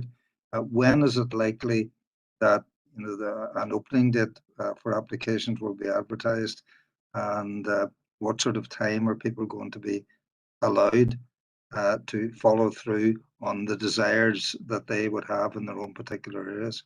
Thank you, Chair. Thank you, Alderman Hussey. There's one more indicated speaker, and I would ask Tony then to come back at some of those questions that Councillor Jackson and Hussey has raised here. Councillor Boyle. Thank you, Chair. I do appreciate that there are some very significant and pertinent issues that have been raised by the two previous speakers. However, I do think it's within our gift to actually find solutions ourselves, Chair, and evidently some of the issues are in relation to oversight, transparency, criteria, and let's face it, the elected representatives on this committee and across the council, I'm sure, are more than capable of sitting down around a table and working out criteria and formulating for ourselves what we feel would be appropriate for the people of our city and district. And to that end, Chair, then I'm going to make a proposal to you, and the proposal would be to formulate a working group to assess criteria in relation to how we progress this particular scheme. That's it. That's it in a nutshell, Chair. Thank you, Councillor Boyle, for that there. You have heard, everyone, there is a proposal on the floor to set up a working group to deal with this. It has been seconded by Alderman Hussey. Just to deal with that issue, are we happy enough that we give officers the okay to set up a working group to deal with this? Chair, just a brief comment, if you'll allow me. Yeah. I've seconded the proposal, but I don't, and I'm sure Councillor Boyle will agree, this isn't an attempt to kick this can down the road. What we want is a real working group, a task and finish group. Get this sorted and get it on the ground. Absolutely. Couldn't agree more, Alderman Hussey. That was my thinking entirely. It's not one that we want to be kicked down the road. So task and finish work group, call it what you want, but obviously with a view to expediting the matter as quickly as we can. Yeah, the Chair. Yeah, I was just going to say, Chair, I think that and members were happy to organise that if that's what members want us to do. I think really, from what Tony has said so far, I think really the feedback from DFI was, that there is a fund that they intend to make available, but they haven't actually sort of given us an indication of exactly how much finance is available, and really they would welcome applications from any council coming forward with really a scheme that's designed to fit our own needs and our own circumstances, and they would then consider it. So I think really as officers, what we have tried to do is to sit down, and you will be aware from the previous report in February, some of the potential criteria that we felt should be considered, and also I suppose really how that might then we've done some thinking in terms of how that might then be equitably put across to all areas of the district. So certainly we've been working on that and certainly can do, but members we're more than happy if you want to have sort of a very quick task and finish group to, in effect, I suppose, review the thinking that we've done to date. I know certainly there were comments from members in terms of the constitution of community groups, etc., and we can certainly explore that with members. As I said, there's nothing being set in stone from DFI in terms of what they would and wouldn't accept. what we would have to do as a council is design the scheme in terms of how we feel that it should work and how it would roll out.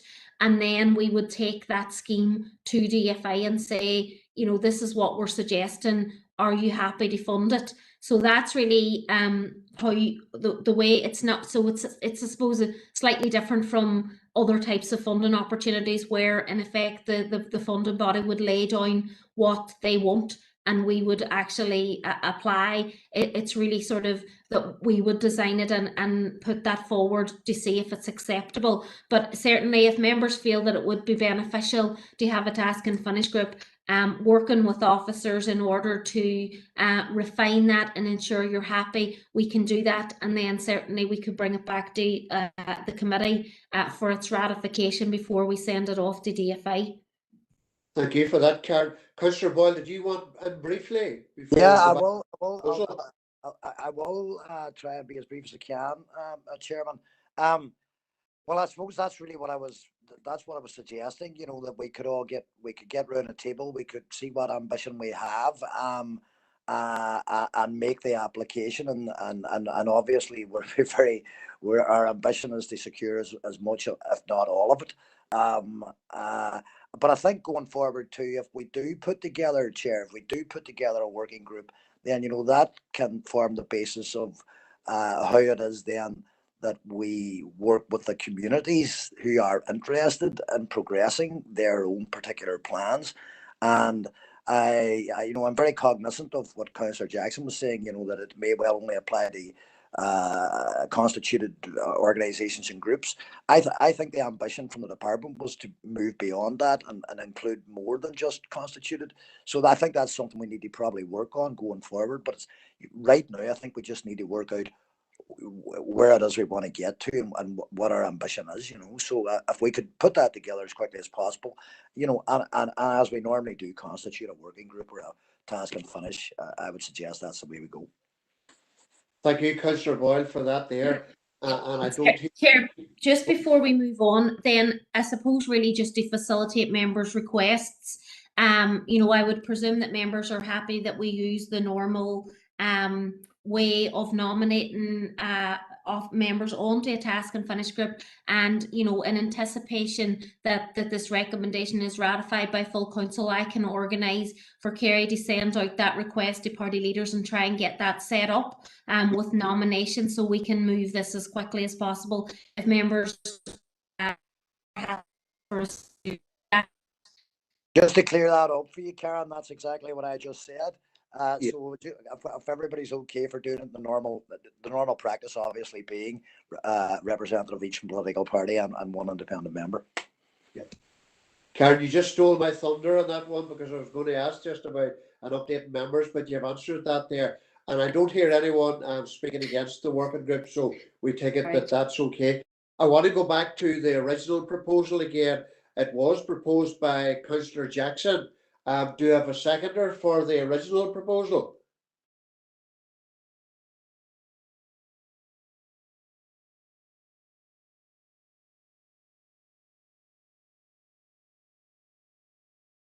Hello, do you have a seconder for the original proposal for item 13? Yeah, I can second. Who's that, Councillor O'Neill? Yeah. That's lovely. That's lovely. Thank you. Nobody against. So we move on to item 14. Frank's going to take this one, Chair. Thank you.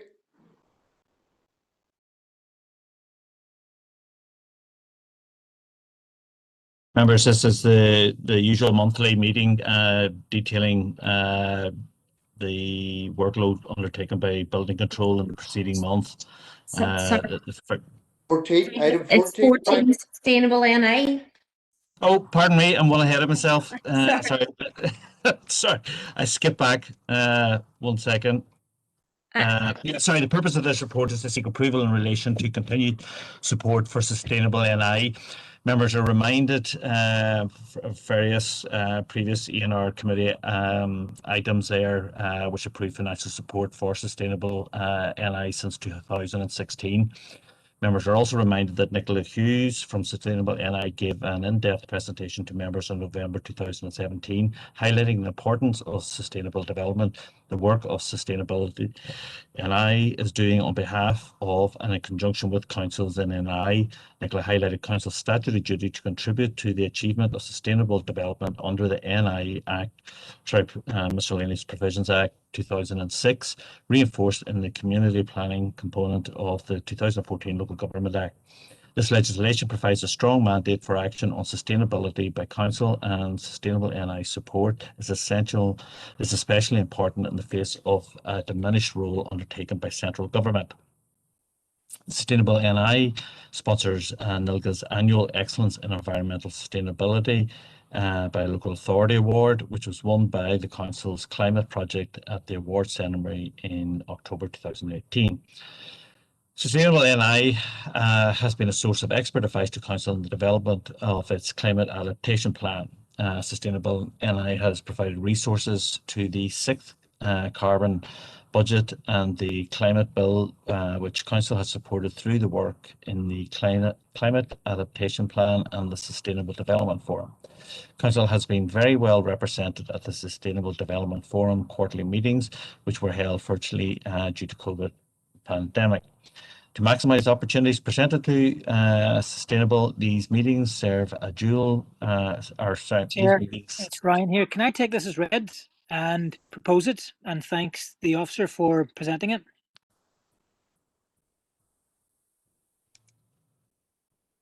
Yep, I'm happy to take that if you're happy enough to take it as read. What does everyone else think? The rest of the committee?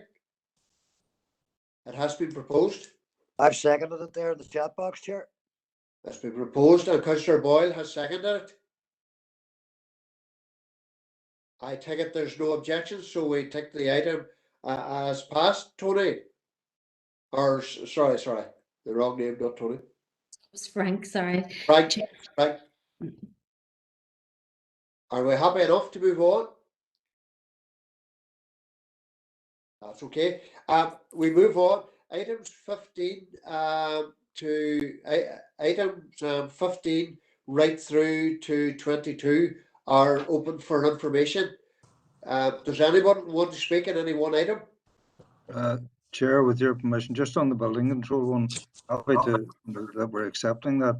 But I think we need to be cognizant and thank our building control staff who, when they are undertaking their tasks, their very necessary tasks, are working under the current constraints and have to be thanked for the work they're doing. Thank you, Chair. Thank you, Alderman Hussey, and I agree with those sentiments. A great job that they do in the difficult climate that we're in. Councillor Edwards. Chair, thanks for that, man. Just want to briefly comment on item 19, the BSC recovery and revitalisation. As before, welcome Castle Treat and Strabane is included in it. I'm just wondering, can officers give me a sort of an update of what the time frame is to get this in place? Because there's a lot of people locally asking me when it will be in place. Thank you, Chair. Thank you. Yeah, Chair, if we maybe bring Tony in on that, if you're happy to. I know certainly a massive amount of work has been being done in terms of this, and Tony can give us the update. Okay, thank you, members. Just in response to Councillor Edwards' query, in terms of timescales, we're looking to have these on the ground probably in and around July time. That's the hope, as you may be aware from the reports.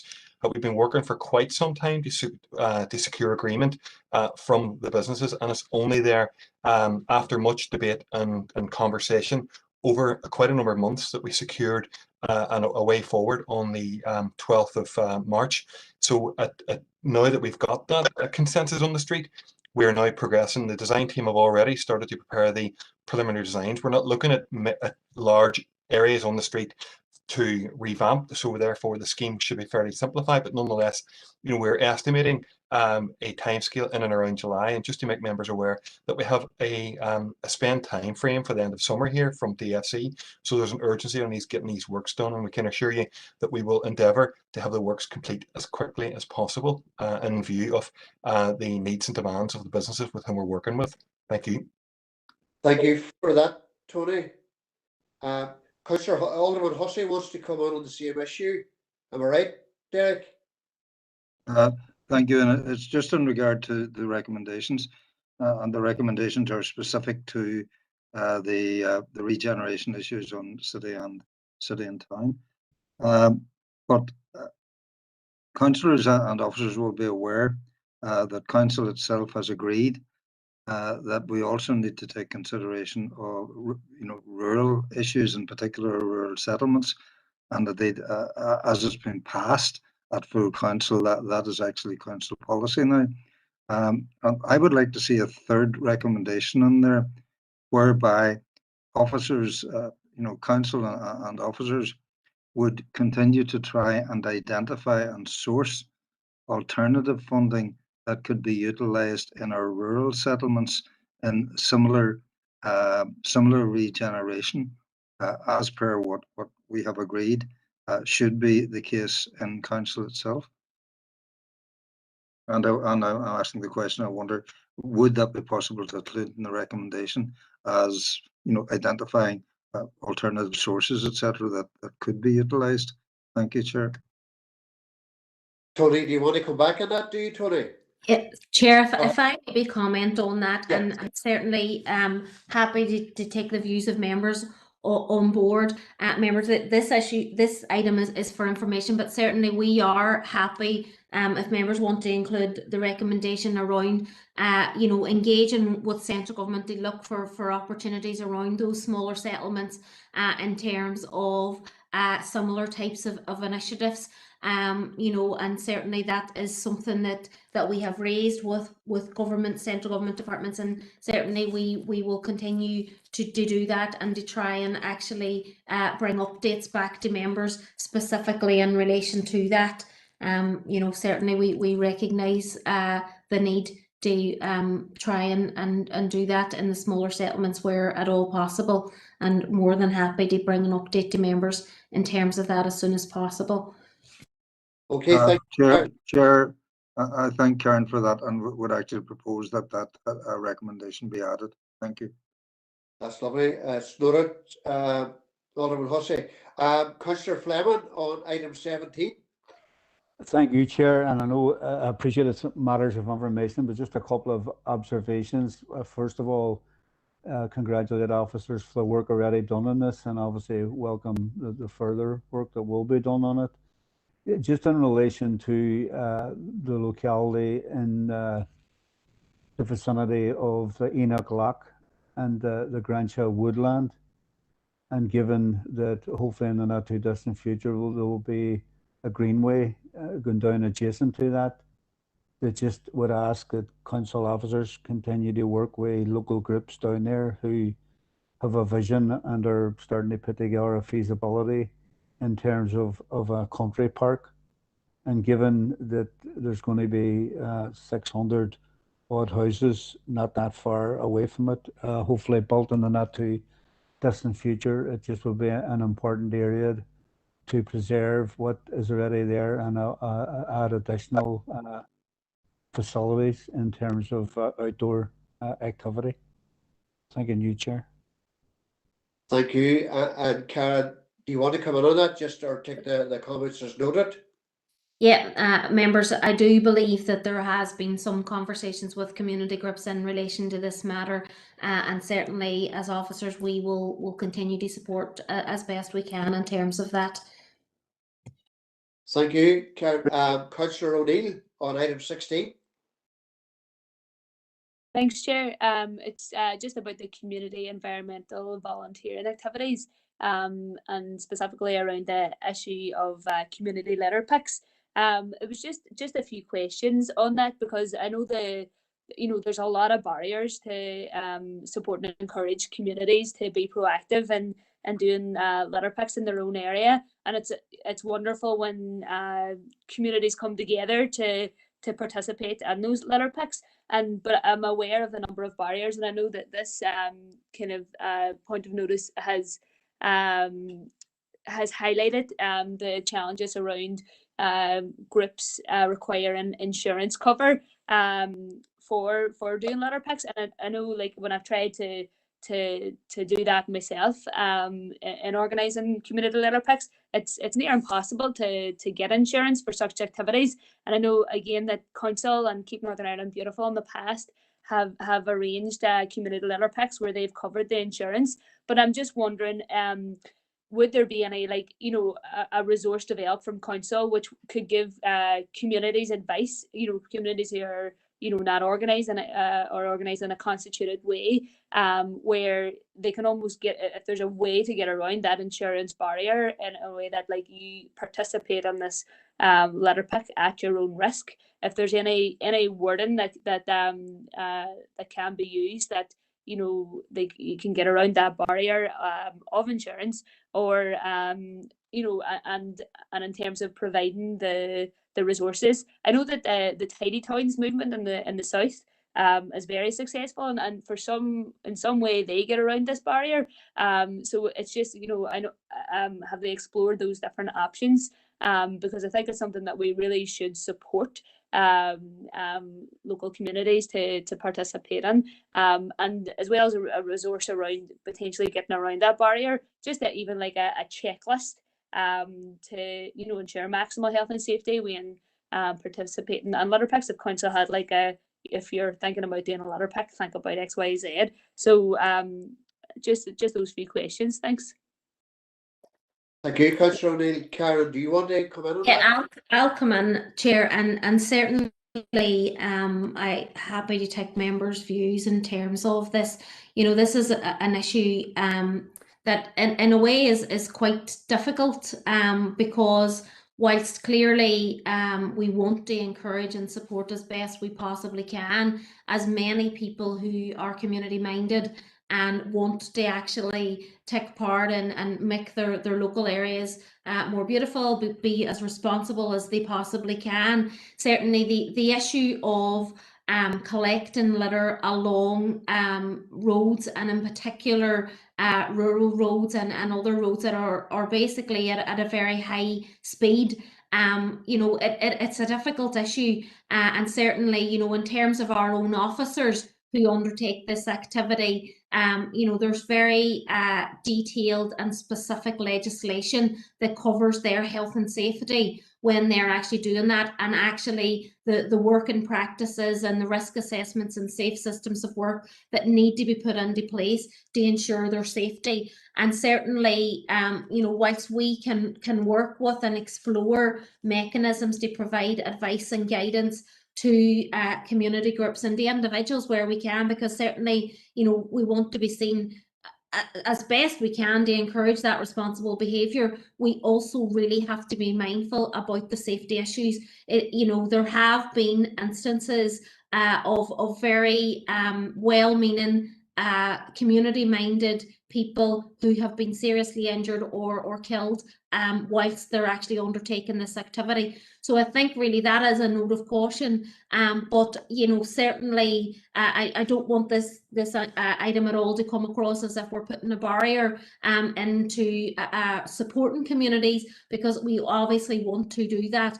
But clearly, you know, if council are involved and engaging and in supporting activities, we have duties under health and safety legislation to ensure that they're carried out safely, and indeed that there is adequate you know, insurance in place, etc., where that's the case. So we are more than happy to continue to look at this and to work with communities to provide them with, you know, if at all possible, written guidance, etc. But you know, at the same time, we really do have to be mindful of that issue, because certainly, you know, I certainly from my perspective and our officers' perspective, we would never want to see any sort of accident or tragedy when people are trying to do what they want to do to help their local community. So Conor, I don't know, maybe if you want to add to that.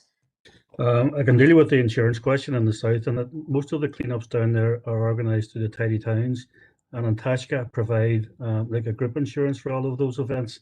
So you know, that's a well documented process. But like Karen has outlined, you know, the issues in general terms around community organising events, and we have supported them and continue to support them. I know that a number of cleanups took place in various locations across the city and district over the Easter week. And we provided assistance where we could, both in terms of materials and collect materials and bags and so on. And we'll continue to do that. But it is a challenge just in terms of that whole wider insurance and health and safety and risk assessment process. And the HSE, for example, will have a position on it. And as Karen has mentioned, all of our litter picking and litter clearing operations across the road network is governed by HSE, and community groups and organisations will fall under the same obligations.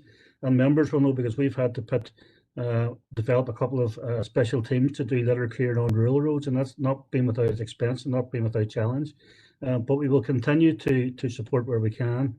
And I know that all other district councils across Northern Ireland are in the same position and are finding and looking at trying to how we identify this collectively. So there are discussions going on regionally as well about how we support and engage with and work with communities. But there are challenges around it, and particularly around the health and safety bit. But we'll continue to support where we can. Thank you, Karen and Connor, for that. Councillor Edwards, do you want to come in on the same issue? Same issue, Chair, if that's okay. Yes, go ahead. I just want to raise, in terms of providing community groups, materials, plastic bags and litter pickers and stuff, is council still able to do that? Although they're giving it to the community organisations rather than facilitating a litter pickup. And also just want to raise as well, there's an initiative in Leeds where there's a plastic bag dispensers in areas where prone to litter. I wonder if council could have a look at that to see if there's any sort of way that could be brought in. I know that in Leeds there's a particular park that's bad with litter. There's black bag dispenser there. I think it's a university student that brought it in. But I think that would be a good initiative to even explore in the sort of litter hotspots across the council area. Thank you, Chair. Thank you. Karen, Connor, do you want to come back in on that? Yep, Chair, and the answer is yes, we can provide bags and gloves and litter pickers and so on.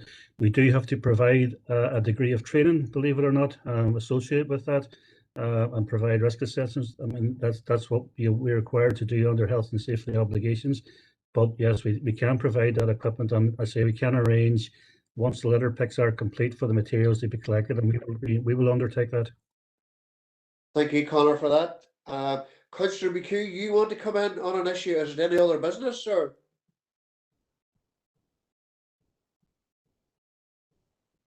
Councillor McHugh? Yes, Chair. Thank you, Chair. I just want to raise a quick issue regarding property numbering throughout the council area. I do know it's already required under, I think it's a local government miscellaneous provisions order 1995, that the properties would display their number, their address number on their properties. But Chair, I know this was a campaign that was undertaken in other council areas, and I think it's something that we should be promoting as well, Chair. So, Chair, if you would permit me, I have a quick proposal just ready for the chat box there. Yes, go ahead. I'll just put it on there now, Chair. And Chair, obviously, it would benefit. I'm just thinking of our blue light agencies, our postal service, and even ourselves, Chair, when it comes to the campaigning around election times. But I just think it's something we should be promoting, Chair, on our social media platforms. So I have the proposal in the chat box there, Chair. Seconded, Chair. There you are. That was quick, Alderman Hussey. And I think, Alderman Hussey, we've raised this debate in the past before about letter number, and a topical issue with taxi men and delivery services and quite another organisations that come round the doors. And I do think it's an important issue, because sometimes, emergency services, if the number's there, it's quite easier got. But does anyone else want to speak on this issue? Councillor Boyle here. Can I just say I commend Councillor McHugh bringing it forward. 100% completely agree, and I think you yourself have pointed out the very real benefits of these particular ways of communicating what should be really very simple information. again, thanks to Councillor McHugh. I did put it in the chat box. I was content to second it as well. So, no, it's good. Thank you. And just as far as the proposal is concerned, I would say there's nobody against it.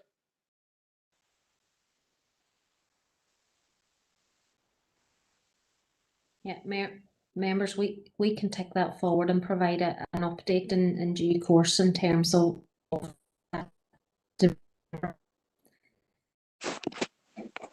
Am I right, Karen, in saying legally you're supposed to have a number up in your door? Am I right or wrong in thinking that? Yeah, there is legislation, members, that covers that, so we can undertake it based on that legislation and then update members accordingly. Thank you, thank you. Members, that's everything. Look, I'm going to propose that we go into confidential, but when we go Chair, into I wanted to get Chair, I had a follow-up issue on litter picking and cleaning. Oh, sorry. Go ahead. Thank you, and endorse all of the remarks that have been made before there. Councillor O'Neill started the conversation, but the conversation went the way it should go, and appreciate the contribution that Connor and the team can make to those who do litter pick. But going slightly beyond that, will litter picking on our rural roads, and I suppose this is to Connor and Karen, will that be back to normal, shall we say, going forward into the summer period? And I've mentioned it before, particularly when there is a grass cut along our roads, it just turns up the rubbish. So has there been any liaison with road service as to when roads are being cut to enable a synchronization, shall we say, of litter picking from the council teams along with that? And further to that, on general cleanliness throughout the area, I know that we fell behind on the power washing in our rural settlements. It was carried out limited degrees in particular spots, but not the street cleaning that we had undertaken in the past.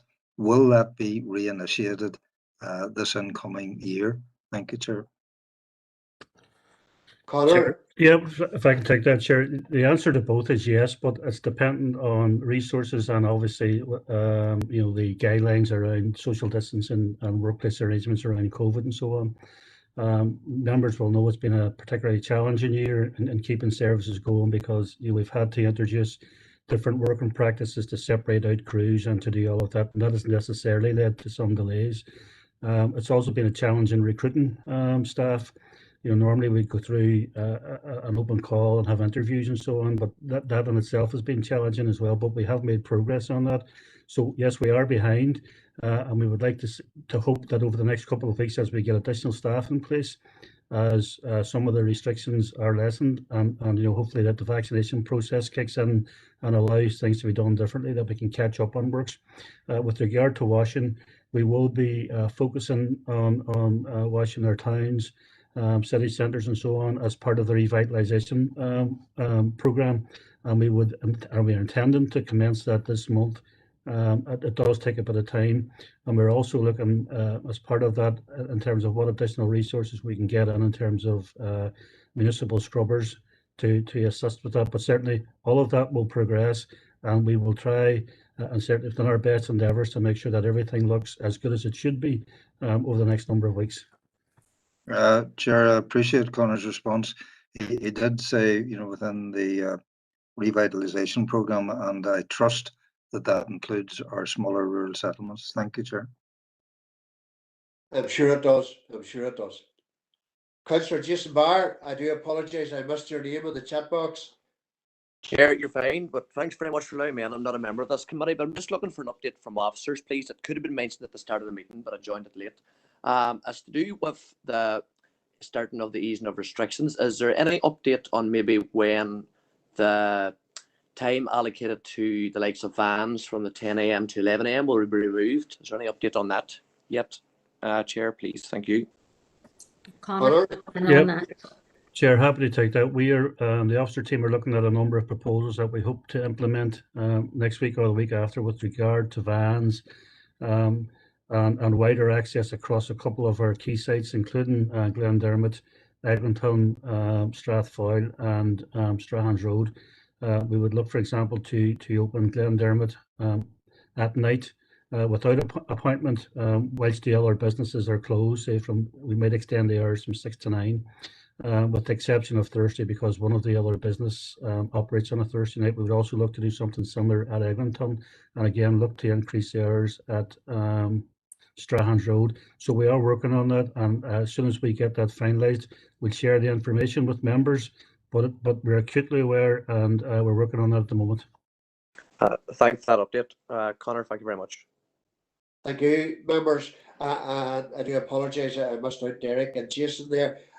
Look, I'm going to ask for a proposal that we move into confidential, but I'm going to take a 10-minute break. So, and that will leave when we come back, we will be in confidential. That's grand. Morris, I propose we move on to confidential, John. Happy enough. Members, we will come back at 10 minutes to 7. Just give everybody a comfort break. 10 minutes to 7.